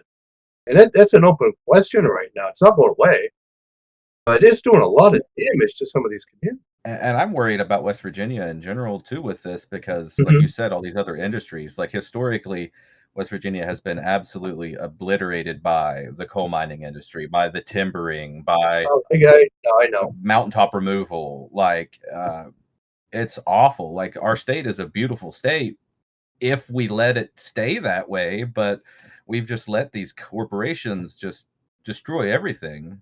And I've been through West Virginia. I have relatives from West Virginia, that side of the family, and God, it's a mountain state. It's a beautiful state. But yeah, for whatever reason, I think the people got took. You know, they got taken on this. But yeah, all that, you know, they've damaged the state so badly. You know, it's not right.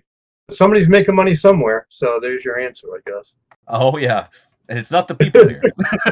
Yeah. Oh no, heaven forbid. You know that the people, you know, get a few scraps. No, we don't want that. This is capitalism run amok, as far as I'm concerned.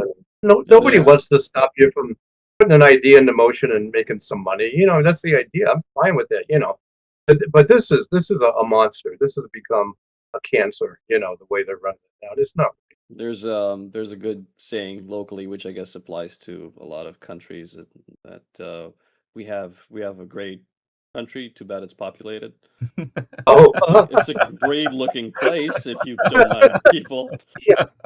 So I'd love the human race if it wasn't for all the people. Yeah. Yeah. Oh yeah, there, yeah, I know that. I want to go back to an earlier point. Speaking of Lynn Carter and his tales Oh and God, chosen oh God. ones, you had Yeah, a you had a. I'm not gonna go into more Lynn Carter. okay, It's yeah. basically a topic every podcast for us. Yeah. People thanking us now when we don't bring him up. Um, but you had a quote from Jay McCulloch, I think, where he said that Sword and Sorcery tells the tales of men who are free from all constraint. Through their stories, readers are able to imagine the capabilities and the triumphs of men who are completely free to chart their own destiny. And I wanted to ask you, is it an absolute requirement for the Sword and Sorcery Pro Tag to be able to carve out their own will? Does using a chosen one for the purposes of the story immediately disqualify the work from the genre, or is there a bit of, leeway? Because I think you said um, mentioned that you think the borders of the genre are porous, if I'm not mistaken, something Mhm, like that. mhm. So Yeah, I could think it was you, the word. Yeah, yeah, yeah, so can you expand on this particular aspect of it? yeah. That chosen one business goes back to a lot of women writers were writing stories in the 80s and 90s, and Harry Potter and all that. And I don't like it. It smacks too much of wizardry and high fantasy and faithfulness. It would work, I guess, for heroic fantasy in a sense. But I don't like it for sword and sorcery. I mean, his McCulloch's description is bang on. That's Conan, and that's the whole point of Conan. So if you think about it, go back and read the original stories and think about when they were done. And how Farnsworth White, right, kind of cleaned them up in a few places. Conan was really, really rough. It was the Great Depression, and Howard was in Texas, a generation removed from all the violence of the frontier. I mean, we don't know how bad the Great Depression was. When I was in college, I'd interview the old timers, quote unquote, and ask them, "What was it like when you were my age?" Oh, Jesus, oh God, it was tough. Okay, so that's the environment Conan comes from, and also Sam Spade and these other, really hard knuckled characters. I mean, that was a tough world. We're not back there, maybe yet, but I mean, we're really not back there. And that kind of environment, which to me is the enjoyment of reading these stories or some rough westerns or whatever. You don't want to embellish the character with anything like, oh, he's chosen in some way, with some kind of enchantment, or something like that. No, he's just a person. She's just a person. They're just a person trying to get through it. And even if they have a bad side where they want the jewels, they're just being selfish or greedy or something. We all know Howard was right. I mean, there's a bit of Conan in everybody. For this passage of time while I'm reading this story, and this guy's kind of a badass. Kind of the point. And Howard himself was very clear about that. It's like if he could live historically in any period, he wanted to live in a nice, quiet time where he could use the library. You know, he wasn't going to go be some Viking or something. He understood who he was, for the purpose of his philosophy, which he did have, and for the purpose of his story, and at his time, this is the character that he came up with. It was absolutely right for the time. I'm glad he did because it resonates, 100 years later with us. And anytime there's something tough going on, in the world, I mean, we tell ourselves it's going to need that kind of character. You know, the time will come when you'll want the man with a sword. He was right. People are going to want that because things are really bad. Not like now, but like the days of the Mongols or something like that. Yeah, you want to go with a sword, frankly. Yeah, I wouldn't go for the chosen one character or anything like that. I've never used it. For the kind of stories I write, for the way I think of characters, no, I don't. Kind of an easy out, depending on the story you're building. Yeah. So that kind of goes into a question that I had was for like people that haven't read this book, like how would you specifically define the difference between sword and sorcery and heroic fantasy? For me, and there is a gray area, heroic figures can be badass, and a tough guy sword and sorcerer, you're going to wind up doing the good thing, or maybe be convinced to do the right thing in a story. But the old rule applies. I mean, the sword and sorcery character is a badass who's out for himself, herself, trying to stay alive. has some very specific personal goal in mind, and is not there to free the world or serve a god or anything like that. Heroic fantasy is nobler, to use that word. That's perfectly acceptable. It's the character has a skill set and he's using it on behalf of their belief system, of a community of people to right some wrong, and that's fine. That's that story. And we've seen a lot again in westerns. I mean, you got Shane. You got the guy raids into town and cleans out the gangsters. And marries the school mom or whatever. It's an utter cliche, but it resonates with us because we want to know how that feels. We want to have a decent community. You know, especially if we have families and stuff. That's what we want. We know that the uncle who never married and joined, Marines or is a mercenary now fighting in the Congo or something. He's that kind of guy. See, told you. Effect. I have no idea what's going on. Well, it was me. It's my electromagnetic rays. Sorry about that. Sorry about that. That's all right. God. I'm sure we can put some elevator music on in post or something. There you go. Yeah, there it is. Yeah. That was weird. That was I had like yellow exclamation points popping up everywhere, and I'm like, I don't know what's going on. Are we supposed to be having some solar flares? I guess we're supposed to. I don't know. Frozen like this since I was skiing on a glacier. Yeah. God damn. Sorry about that. Yeah. Me getting excited. Turn to one of the X-Men. I just turn things off. Sorry. So with that explanation that you had, though, I think, correct me if I'm wrong, that makes me think that, okay, Conan, of course, is the figurehead for sword and sorcery. Sure. Would Red Sonja be more of a figurehead for heroic fantasy because she serves the Red Goddess, she rights the wrongs of the world, but she still is a Billy Badass like how Conan is, and she still has like kind of her own motivations for herself, but she does serve a higher cause. Yeah, she's in that gray area, I think, and I kind of like that because she's not totally all out the way that Conan would be. As I see her, as we read her, she does have a better sense of herself than that, but she certainly has no qualms about getting into a fray and do what needs to be done, and she's very, very good at it. So she's blood spattered, there's no doubt about it, and she'll take the bag of gold if she needs to, And in the story, she reflects, situations where I guess what she's doing is basically kind of good, and she comes out on that end of it, but she's not, as clean as the fresh blown snow or fresh fallen snow or something. That's not her, She's a Shane character or something, kind of like in the gray area. Okay, so she's the gray area. Okay. Yeah, that's what I would say. Would you say the same about, for instance, Bohan, Steve Dilks' character? Steve Dilks' character, I would say so. Right. Yeah, the stories that I've read, yeah. Yeah, because he's a good character. He's inherently good, and he's inherently doing it for a noble purpose, which is rescuing his wife from the clutches of. Yeah. Yeah. But he can clearly, take care of business when he needs to. Yeah. I like that character. Steve he's a good character. Does some exciting yarns. See, he's one of the new writers that I hope. I don't know who's going to be reading this book or hear about it, but I mean, we know about Steve Dilks. We know about Howard Anderson. We know about Joe Bonadonna and Chris Hawking and these writers. I want people outside of this. It's not a bubble, but this environment or whatever to find out about him too, because there's some very good writing there. I just found a used copy. It was at Price Books. It was Joyce Carol Oates writing like supernatural stories, and she quotes Lovecraft and that kind of stuff. I didn't know she had written these. So I was like, oh, okay, I got to, if some of the caliber of Joyce Carol Oates can dip her toe into old-time genre fiction and play those instruments, to their purpose, people can do it with sword and swords. It's just a step, step or two farther than Westerns.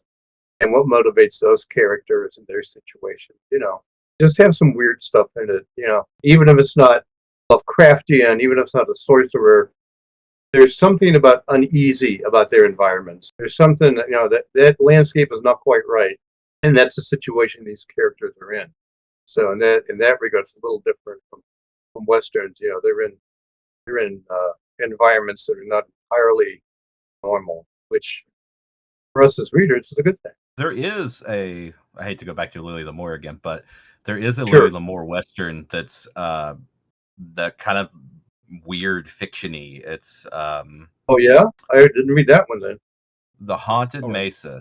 Let me look for it. Yeah, Yeah, there you it's more of like a contemporary setting rather than like Wild West. It's Okay. whatever time period he was writing those stories ends when it's set, because Yeah, like the guy goes out to, I forget where in the West, and he's driving his like Bronco and stuff like that. yeah. But it delves into like those like Native American myths of like I don't remember what culture specifically, but there's like this portal to another dimension or another world in this mountain face, Okay. Yeah. and it's very interesting, and he has no other book like it. It's unique. Oh, it sounds like the Anasazi or something like I think that's it. That sounds right. that. Yeah. It sounds like Anasazi in their culture. Yeah. Well, I got to find this. I got to read this. Okay.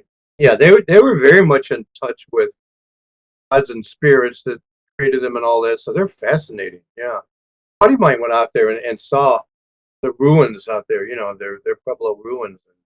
He said you got to be there to see it and soak it up. It's How do you feel about the weird Western? Because it seems like we've been talking about Westerns or hmm referencing Westerns for a while. hmm And the weird Western seems like it's a pretty good marriage of the tropes that we've been underlining and the obviously the weird element. So I was wondering if you had any recommendations in that genre or any standouts or if you enjoy it. I haven't read any in a while. I got to look for some. If you have some, recommend them to me. I think it is a good matchup, and I think because Hmm. that era for us, that period for us, is remote enough and mythologized enough that it works. You know, because I like the stuff that I've read. If you have any current ones, let me know because I kind of burned out on reading stories for a while. There are a bunch of anthologies from Raconteur Press Okay, that I'm going through, and they're really exciting and varied, and it's again short story anthologies. But yeah, RP does some fun weird westerns that I've been reading. yeah, I got to Yeah. find stuff to read. I've been reading. I went back and reading some of the classics and stuff. I'm always reading everything. I just I don't have enough time.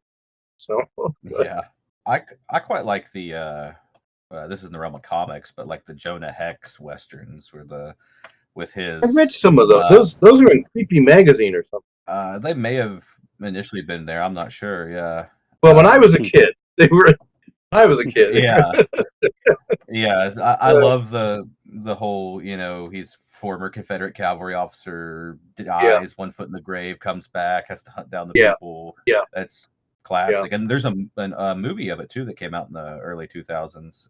There is, 2009, 7, something like and Yeah, that. I don't. it was Josh Brolin, Yes, and Megan Josh Fox. Brolin, and Megan Fox. Yeah, Yeah, I got to see yeah. that. Yeah. It's good. Okay, Hmm. then I got to see it then. So, hey, those two together. I mean, they're stars. I mean, just to look at them, that's what we pay movie stars It's a good for. contrast. Yeah, exactly. It is indeed. He's always good. You know, I was just gonna say, speaking of James Brolin, with the car, that weird movie with that car that's demonic, goes back to the '70s. Uh, It's a very strange movie, I think I know what and you're it's Hmm. talking about. '70s, the '70s drive-in movie, which is my period, so that dates me. He's in it. James Brolin is in it, and some other people. And the car they shot it in Utah. It's just a car that goes around killing people, Hmm. and then when it dies, Hmm. it explodes, and you can see Satan's face in the fire. And it's a popcorn movie. And Svengoolie, Yeah, Svengoolie is? He just showed it again a couple of weeks ago. Oh God, I gotta watch it. It's like, oh man. So it's really something. I'm sorry. Sounds pretty insane. Yeah. It's pretty. No, it's fine. It's fine. It's a 70s drive-in movie. That's all you have to know. It's a genre unto itself. There's another good weird Western movie, and that's I don't know if you've seen it, Cowboys and Aliens. Oh, the Daniel Craig one, Harrison Ford. I didn't see that one. I heard it wasn't that good. It's like, I'll pass. Yeah, Is it fun? Is it fun? I like it, but I be warned, I like bad movies. So Oh, there you go. I have some favorite bad movies too. I mean, we all do. I mean, it's the bad stuff or the really excellent stuff that's worth spending time with. Stuff in the middle, that's for grandmas or something. No, that's I just pissed off all the grandmas. No, that's. I don't think the grandmas are watching this. Yeah, there's very little.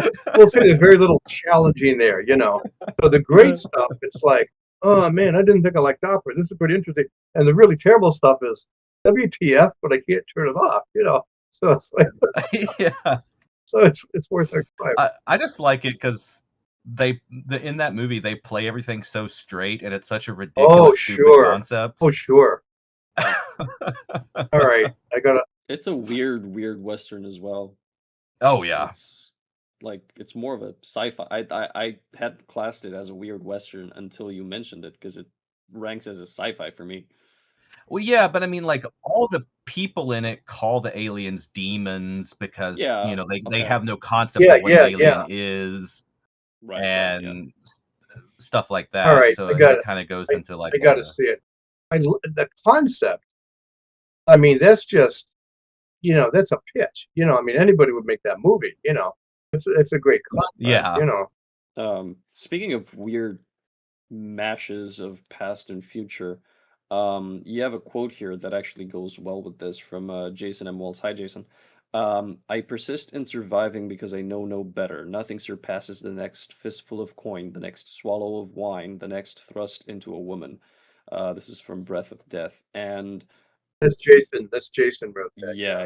And this perfectly encapsulates the simplicity and the primal nature of sword and sorcery. I think so. Yeah. And you said earlier that there's always going to be a moment where you're going to need a man with a sword. Mm-hmm. Do you think that we still fall back upon these notions and these feelings that sword and sorcery evokes within us because we're relatively close to our primal past, and that at some point in the future we will, as a species, outgrow this link? And I'm obviously talking out of my ass and thinking way into the future. Yeah.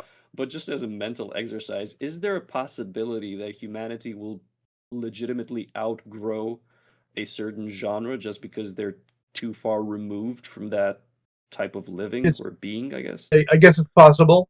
My wife and I and daughter sitting around the kitchen table just chatting about something. We're still Ice Age people. I mean, we've had a few Leonardo da Vinci's and all that kind of stuff, but I mean, get past that, shave away the surface stuff. We're very, very much Ice Age people, and those are our instincts. We've outgrown. I think we've kind of outgrown our ability. I mean, if we're building atom bombs and going to the moon and doing this absolutely phenomenal stuff, but still worshiping presidents, I'm going there, worshiping presidents as godlike creatures, like driving cars into crowds of protesters because we hate them. We're still Ice Age people. That's still there in our gut, however we feel about those incidents. It's still there in our gut. So it's going to take us a while to get past that. And I think it is possible. What will supersede it? You're talking about the forebrain. I mean, really, really taking charge. That's why teenage boys drive like idiots, because their forebrains really, and it's going to take a while to get past that. If that's the situation, it'd be like Star Trek, where we've learned to handle these things in a benign fashion. Which, yes, let's do that. Let's get there, But Kirk is still using his fist because who knows what we're going to run into? And if there is other life on the stars, or if part of us, humanity, breaks off and evolves in the direction, again, I'm talking on my ass, but are we going to need that instinct in some way? There's a story there, I guess. This is a really screwed up hypothetical that I came up with, but yeah. And I mean, even with Star Trek, like, if you get to like Deep Space Nine and Yeah, stuff, yeah. there Mm. you see that there's actually, it's not quite a utopia like what they make it out Right, to be. right, There's right. still these undercurrents in society that I don't know Sure. if we could ever fully get rid of, I don't. but we could definitely suppress them to the point of where they would be nominal, I would think. Well, wherever humanity goes, we kind of dirty things up to one degree or another. I Yeah. mean, we just do. I mean, Yeah, we're pretty unga bunga. yeah, we about really stuff. are. We really are. We really are. You know. So that's just us. I didn't think I was an optimist, but I guess since having a daughter and growing more mature, I do hope for the best. I mean, I really do. I really do hope for the best. You know, and that we can kind of get hold of our baser instincts. But I think it's tough. Tough for all of us, but I think it's tough. You know, and I'll tell you what. You know, I have a thought. Look at these diplomats around the world who have to deal with basically overgrown children. You know, I want this, I'm taking that. You know, and it's basically overgrown boys. You know, and it's like, hey man, you know, I'm taking my ball and going home. Remember? And you have these people who are so well trained that they hold it. I don't know how many drinks they put away afterwards. You know, but they kind of like maintain. You know, they maintain. You know, and it's like, no, we're still going to continue to meet in the middle for the greater good. And those are the kind of people we want in the future. You know, those are people who can do it. You know, it's not going to be idiots like me, you know, who still write, you know, sorcery stories. But that, if we could move toward that and get as many of us in that way as possible. I mean, I really admire, you know, the peacemakers and people who settle arguments and can talk people off the ledge and can help when there's a disaster in their neighborhood. That's us. I mean, that's, you know, that's what we should try to be as often as possible. I don't think we'll be there all the time. You know, I still give the finger to the drivers. You know, when I drive around. But it's like a lot of the time. You know, I think we should try to be there. You know, I'm sorry. Go ahead. I said, "Blessed are the peacemakers." There you go. That's exactly it, man. You know, that's why I tell people: Sermon on the Mount. You know, Sermon on the Mount. You know, be the way you want other people to be. That's kind of it. Be people the way you want to be. I mean, that's kind of it, man. That's the nutshell. There it is. Yeah, I think therein lies the issue with people getting into politics, and if I may sort of parallel sword and sorcery to this, Sure. I think there's a very large percentage of people who have not got their shit together and they're honest with themselves, and they're like, listen, my stuff is not in order enough that I can go teach people how to do stuff, Right. and I'm not gonna, you know, take that chance and take that risk and Right. be that presumptuous. So I'm not gonna do it, and that's the majority of the well-adjusted or want to be well-adjusted populace that are not going to go into politics. And then there's the mad fucks that go in. You're right. Who don't have that self-aware nature. And I think that's the sword and sorcery protagonist is somebody who knows that their origin is not in order somehow. Like they've left their home, they have this big event in their past that screwed them up, and they're going out into the world to try and sort themselves out, and they just happen upon other people, and they, you know, they impart some justice along the way, but still within limited means. And I think people are trying to, like, the mad bastards are going into politics trying to change the world, where when they haven't, you know, got a grasp on their own house. That's well put. Yeah, exactly. I don't think they're in it for themselves. Yeah. Go ahead. I'm sorry. Yeah, no, I'm sorry. That's what I was gonna say. It's not gonna change anytime soon, because I think the mad bastards are still gonna funnel into the damn thing and ruin it for the rest of us. I forget who I was talking to about this. It might have been me and Pete. We get together every Thursday at noon. We used to go out for a burger and not a beer. We had to go back to the office, but iced tea or something, and just shoot the breeze and talk about it. He's a brilliant guy. I really like him a lot. But I remember seeing a show on wish I knew what it was, PBS, years ago. I kind of caught the end of it. It was anthropological, and what I took away from it was that they were talking about how the best size for a human community, I think they said about 150, 200 people. So that's a village. And it's there's enough people there that you're not crossbreeding with your first cousin or something, you know. And Yeah, hopefully. We hope. Oh no, I found out. Yeah, you got to kill your mother like at a Greek tragedy or something, or your father or something. But there's enough diversity in the gene pool that you can diversify. There's enough people that the skills can be specialized. So there's enough people to protect the community. The wisdom is there with the elders, and that's about the right size for us. I mean, again, we're like Ice Age people, and talking about getting ahead of ourselves and idiots and in politics and everything. In communities of that size, that's where the elders came in. It's like, oh man, I found these berries and I want to eat them, or I fought this animal. There's these people across the river, and they're like, you don't want to do that. You don't want to do that. Here's the wisdom, or here's how we settle arguments. You got to give them back half of what you stole, or you get to beat them in the head or something, and you got to do it inside this circle, whatever it might be.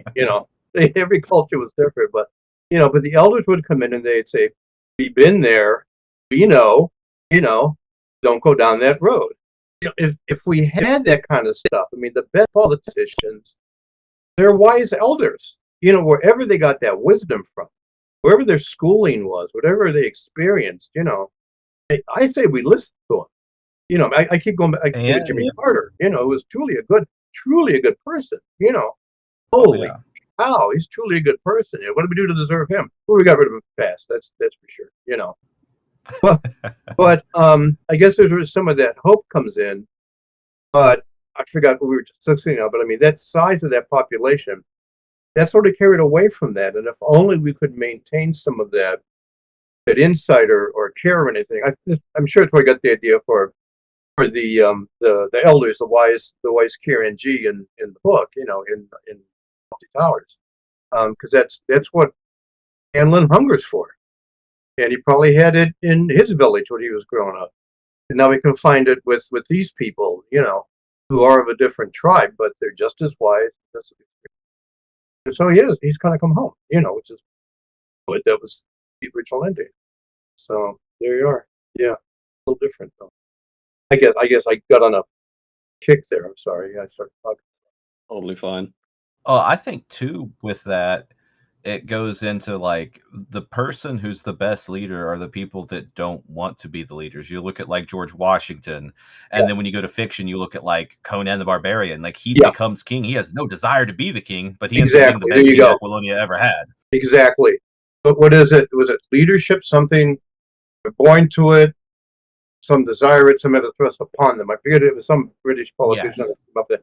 But there it is, And if they're equal to it, and that's got to be decided by people in their community, then let them lead. That's you got to follow. I mean, the Brits in World War II, they voted for Winston Churchill, and he had a checkered past, and he was a son of a bitch, and they voted him out after the war. They voted him out after the war. But he was who they needed during the war. He was the man with the sword. Need a son of a bitch. Yeah, exactly. Yeah. But he was the guy with the sword that they needed. I mean, there it is. So, you don't need the civilized folk at that point. You need the the jungle dwelling savage to right the wrongs that civilization wreaked upon everything. No, that's exactly what you need. Going against the genre. Yeah, that's who they needed. And I've always admired Churchill. I mean, despite everything about him, it's like he was the man of the hour. I mean, God, they needed him. Yeah. And, fight him on the beaches, fight him in the air. Oh, God. He had some solid zingers as well. Yeah. Oh, he was beautiful at that. His barbed wit. Yes, he was wonderful. He was wonderful. Did you see? I think it was Finest Hour is the name of it. I bought it. Gary Oldman plays him, and it's exactly. Yes. It's exactly that part of it. The Germans are they're bombing them, and it's like they're gonna come across the divide. I mean, all that, and Churchill has to, and Roosevelt, he's saying, they're distant cousins. Help me, send some stuff. Can't do it. I got a Congress to deal with. They're not letting me do it. So that's where the Finest Hour speech came from. The speech. And it's wonderful. I mean, it still stops you cold. It still gets you in the heart.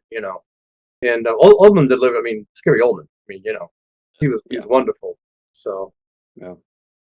oh man, how long have we bored your audience? Uh, I'm sorry. I'm riveted, man. I don't. Me too. We Thank we you. are we're doing this for ourselves first and foremost. Like we Appreciate genuinely that. enjoy talking to you and talking about the genre and like reviewing the book. So time is not necessarily an Well, issue. I think we've been recording a couple hours. I'll tell you, I appreciate that you appreciate listening to me. Um, I think I'm old enough now. I have enough experience that there's interesting stuff there in the background, Um, and I've learned a few things. I don't know, especially since I have my daughter. But I'm glad you think it worthwhile. Thank you. Yeah. Cam, did you have anything, any particular points as well? I think I ran through most of my stuff, even not posing the questions because they just came Oh, up naturally. cool. Speaking Yeah, Okay, of a that's bunch good. of a other Yeah, bunch of stuff, mine have came up yeah, that that's way good. too. right? Yeah. It just Yeah. flowed that way, which is amazing. Stories. How did you narrow down the stories to include on the read list and the stories to reference in the book? Because there are like an unlimited amount of pulp sword and sorcery stories. Like we'll never read them all. Well, now you know why it took years to write the book. I read them. I read them. In some cases, I didn't read all the short stories. I mean, I read what I needed to, and then a few extra. But no, I mean, if you look on my bookshelf, or if you look at a lot of them, I bought the Kindle editions. It's going to be expensive.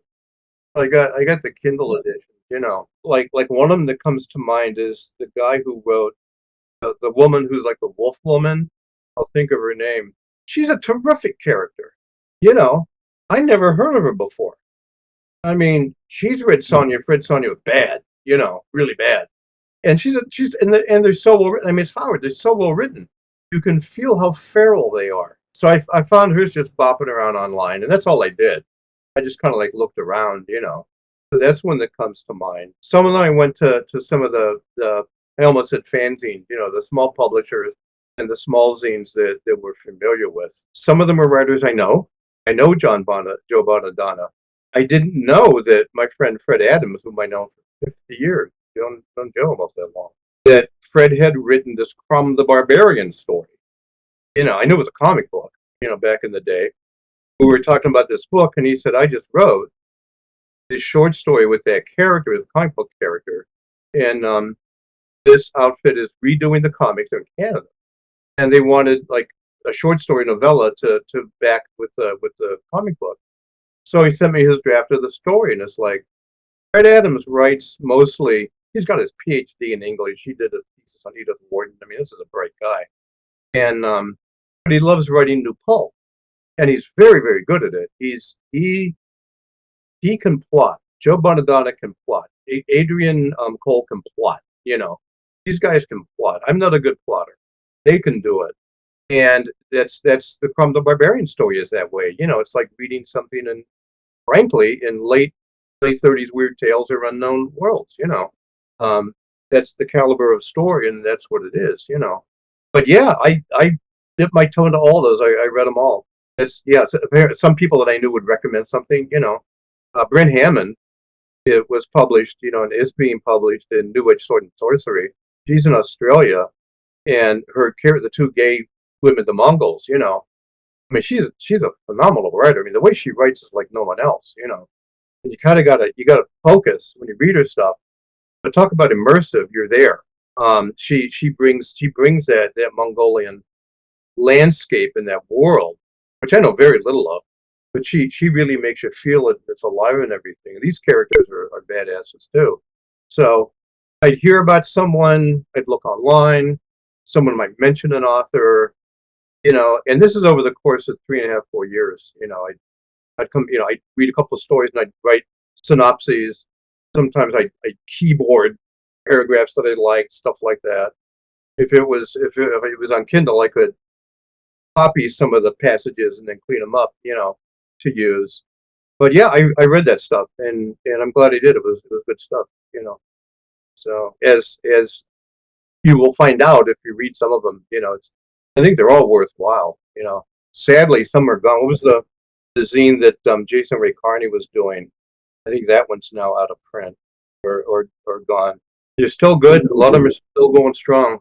What did he call that? Didn't they do the 3, the Whetstone, Waystation, Whetstone. and That was it. Whetstone. yeah. They did a few issues. Yeah. It was like kind of like introductory thing for people who wanted to write those stories. There's some good stuff in there, you know. Yeah, they did. They published B. Harlan Crawford's Sink was from Spiral Tower Press. Oh, was it? Okay. Ben's a phenomenal author. I think he has Sigyn, the Viking slanted, not Red Sonja character. I know who you mean. I know who you mean. Yeah. Eventually, I was running out of space. I mean, I had to say, how many? I mean, it turned into a big book. How many authors could I include or just mention? And what it came down to was, could I use this story of theirs to illustrate character or setting or whatever it might be? So it kind of boiled down to that at some point. But there's still a lot there. I mean, between that list of recommended reading and the sources I cited, there's a lot there to get into. You know, as I say, I was at it off and on for 3-4 years. But it was enjoyable. Yeah, I will definitely be using those lists to find reading material from. Oh, good. Yeah. I'm kind of burned out now. I'm going back to horror for a while, but it's like I said. Yeah, I make sure to not just read Sword and Sorcery. Like, right. I do the Sword and Sorcery here for the pod. Yeah, sure. And then a little bit extra on the side sometimes. Yeah. But most of the time outside of this, I'm like reading like Sherlock Holmes, sure, or I'm listening to an audiobook. There's the Railway Detective series, which is Victorian London. Oh, that sounds interesting. It's by Edward Marston. He's also got like a series that's set in like the 20s with okay. I think instead of railroads, I think it's focused on like ocean liners or something. Oh, that's interesting. Yeah. Yeah. All of his detective stories are focused around some sort of industry. It's fun. Yeah. Yeah. My wife reads a lot of Agatha Christie, and who's the other one? The woman only wrote a few books. They were like locked room mysteries. Well, she's read him too. John Dixon Carr. There's another author. I'm going highbrow on you for the next one. I was reading the Malcolm Cowley book. I'm going to go back and reread The Road. Jack Kerouac. I have what supposedly is the unabridged edition with all the naughty parts still in it. So we'll see. There, yeah. Yeah. But yeah, I haven't read that in a long time. So, and that really reawakened my interest in that 50s type stuff. You know, I mean, I was born in 52. So, and I grew up watching movies on TV in the 60s. For me, the 50s was like Rodgers and Hammerstein music and movies that weren't as good as the ones that they made in the 30s and 40s. And anything before my birth date, release date, and TV guide, I was like, you know. So, I mean, I want to watch those, but the 50s stuff might be kind of mediocre. What I've learned is that when I go back to it, Rodgers and Hammerstein musicals aside, what my parents listened to, there was this terrific underground there of drug addicts and Jack Kerouac and William S. Burroughs and the City Lights bookstore and Vampira. I just found a DVD somebody did about Vampira, her creation in L.A. back in the 50s. Man, if I can go back and look at that, see the beats, and that kind of leads into, like, for me, Southern California car culture, which was kind of like, it was innovative and kind of like rebellious in its own way. But that's an era I clearly remember as a young boy. And I've told friends, it's like the best time ever to be a young white guy, okay, in America, was in Southern California in the early 60s. You had girls, you had cars, you were surfing, it was like, it was, you see pictures of like suburban LA, and it's just the suburbs, right? But it was LA, and it was 1962. I had a souped up something. I wouldn't know what I had souped up. My brother would know. He was the car guy. And it's like, it was just a painless reacting culture. Yeah, there was a Cold War. But other than that, it's like that little thing, that, was over there Yeah, it was over there, you know. Down there. Yeah, it was kind of amazing, you know, that we had that moment. I mean, to me, I grew up in the '60s. I was in semi-rural Ohio, and it was still Atlantis. It was the golden age. It was great, you know. Famous Monsters of Filmland, and paperback books, so we printed the great stuff in pulps, and Mad Magazine, and you know all that. I mean, the little Aurora models, which I'm sure they disappeared. But I mean, it was. I wrote this preface to the new Red Sonja thing, and I got on this thing where I said, being a kid interested in this stuff back then, you were an outsider. You were. I mean, you know, I mean, I was the weird kid on the bus. You know, I read Dracula and Ray Bradbury, and I mean, I had a teacher pick on me one. Who's reading Dracula? The book's right there. I'm taking a test. Who's reading Dracula? Smith. Duh, Smith's. You know, it's like I was picked on and stuff, which for the course. I mean, I guess I survived. We were like in our own little subculture. You know, there's a little colony of us, and you know, we read science fiction novels and we read famous monsters of filmland. And I struck gold, man. I mean, in Youngstown on Channel 21, WFMJ back then for 2 hours, I don't know, 4 o'clock showtime. And I don't know what package they bought, but every one of them was a science fiction or a monster movie. And some of them were classics, and some of them were teenagers from outer space and teenage caveman, you know, and that kind of stuff. It's like you suffered through it because it was all about imagination. And you know, that's what it is. It's all about imagination. And I just was reading an article about about Lee Brackett, whom I knew. I knew her and Ned Hamilton the last couple of years of her life. I'll go to the story. But this interview in the Vindicator, Youngstown Vindicator, when The Long Goodbye came out, and I know the hardcore fans hated it. I liked Robert Altman, so I thought it was interesting, you know. And she's talking about writing for the pulps, and she said the bottom line was imagination. Mm. And that's what we love. I mean, come on, that's what we love. You know, it's that heart that comes from that, the imagination. And she's so right about that. So I had it, man, when I was like 10, 12, 13, you know, Spaceman magazine and Boy Ackerman, who was truly a weirdo, and you know, all this stuff. Like, yeah, it was great. So but that's where we come from. That's you guys were born a little later than I was, but it's still the thread's there. The thread's always going to be there. The thread is always going to be there for us to carry on. You know. I was gonna ask, do you know Eric Turovsky's Irons series? The No. like urban dark fantasy biker Whoa. sword and sorcery style It book. sounds like Akron, Ohio. I lived there for a while too. What's his name? Eric Turovsky, Turowski. The Okay. series is called Irons, and it's got Yeah. 6 books now. I'm reading the latest release, but book 4, because you mentioned William S. Burroughs.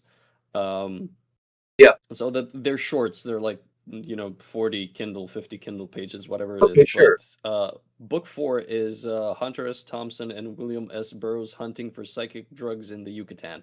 Hey, there.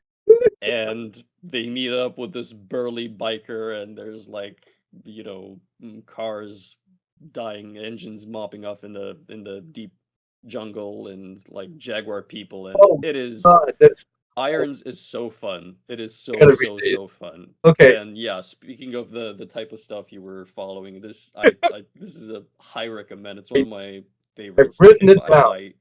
It is now written down, and I'm looking for it. Yeah. That's awesome. I'm really Oh, glad wonderful. I Okay. got to like align with something here. I Okay, I'm think looking one for of the those. Irons stories was in one of those anthologies we read, wasn't it, Carson?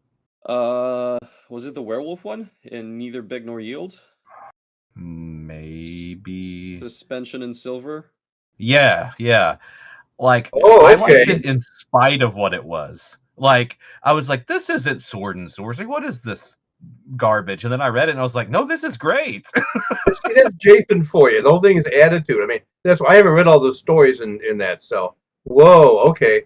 I'll go read that first then. Yeah, and then pick up the. Yeah, Irons Okay. Irons is good stuff. Okay. There are these 6 Kindle books that you can get really really cheap, Oh, and sure. then there's a bunch scattered across other anthologies. But and you can chat Eric up fairly easily.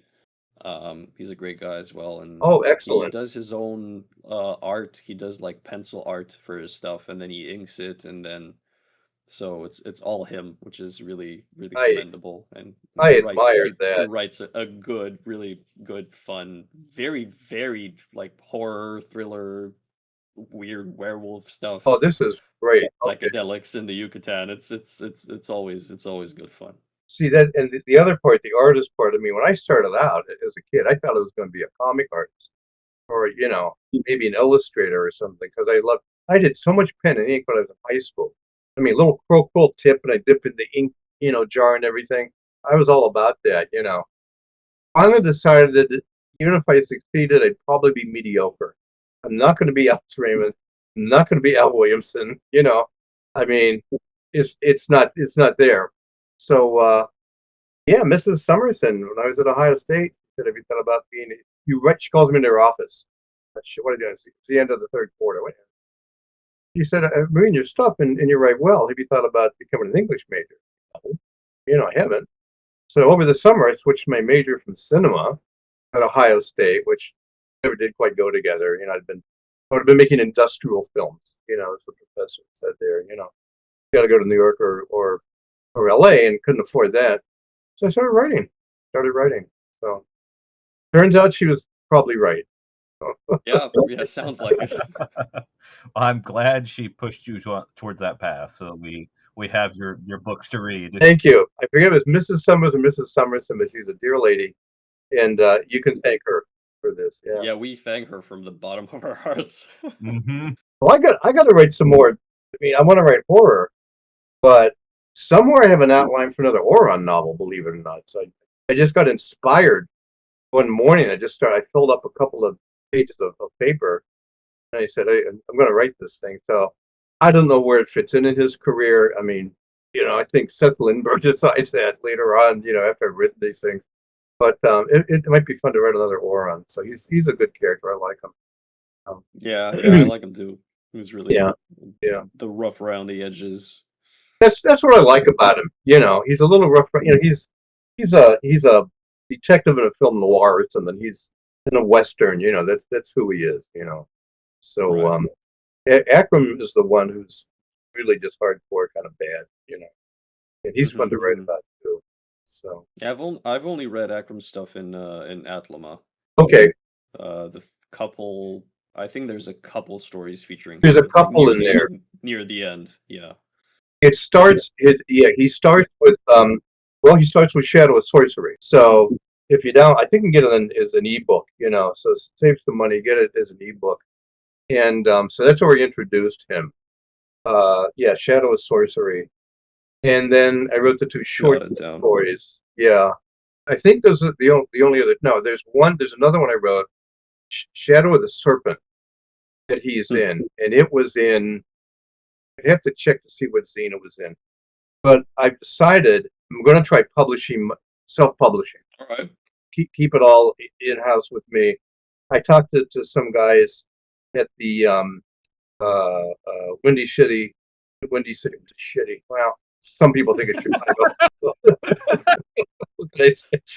Freudian slip.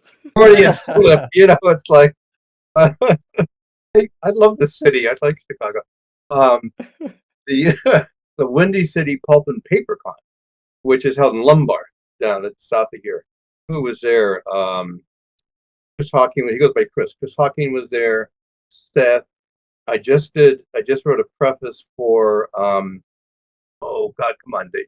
You know his name, Greg Millay. For Oh. his books. Yeah. Oh boy, is he good. Oh yeah. I got to ask him when the collection comes out. I want a free copy. He said, "Would you write a preface?" Yeah, I'll be happy to. And then I can't read text without copy editing it. It is Hmm. not. It is in my bones. It is in my heart.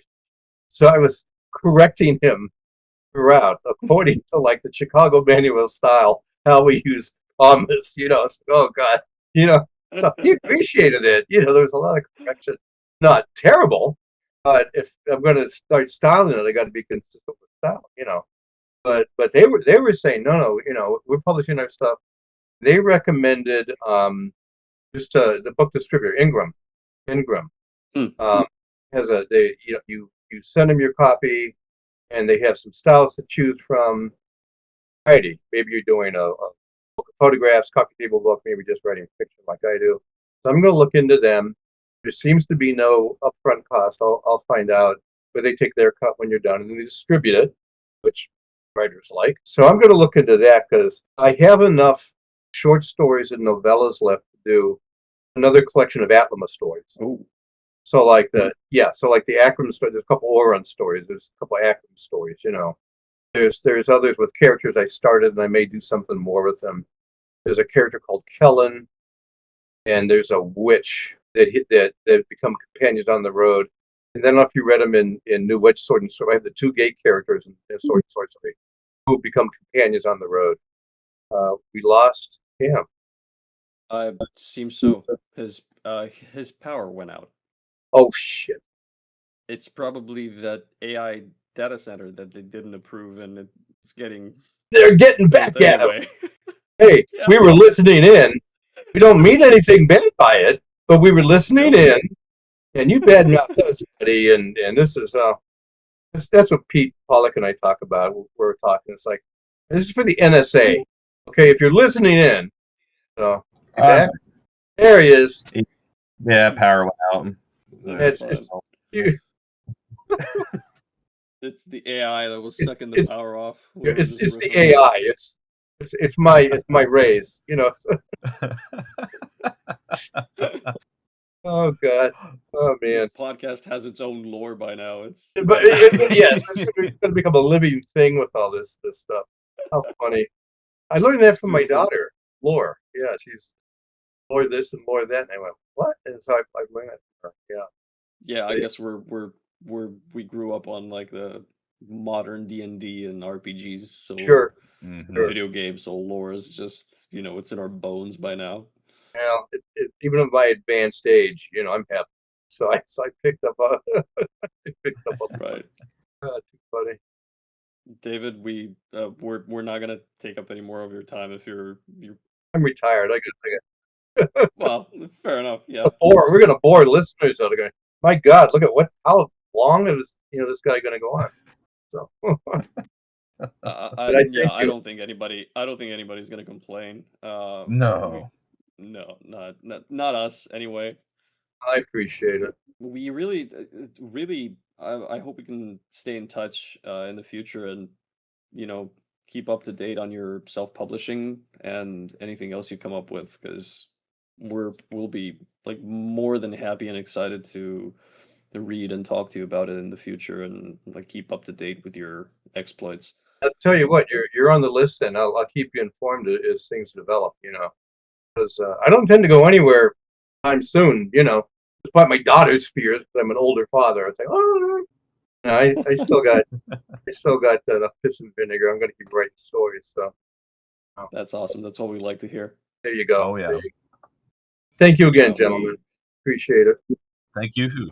And thanks not just for hanging out with us two schmucks again, but also dedicating your life to this wonderful little niche that we're all fans of and helping mold it into what it is today. Hey, we're creating history, man. Other readers down the road will come back and thank us, so they will. All right, gentlemen. All right. Well, that's about all the nonsense we have time for today. We hope to have you here next time. Remember to subscribe to the blog and the podcast to keep up to date with everything we're doing. Yes, sir. Check out Arcane Arts and Cold Steel by David C. Smith. It is an amazing, informative read and a celebration of this wonderful genre. And we always look forward to hearing your thoughts in the matter, so don't hesitate to reach out to us on the socials or via email to tell us how wrong we are or what we should be talking about next. Thanks for tuning in, and have as nice a day as you deserve.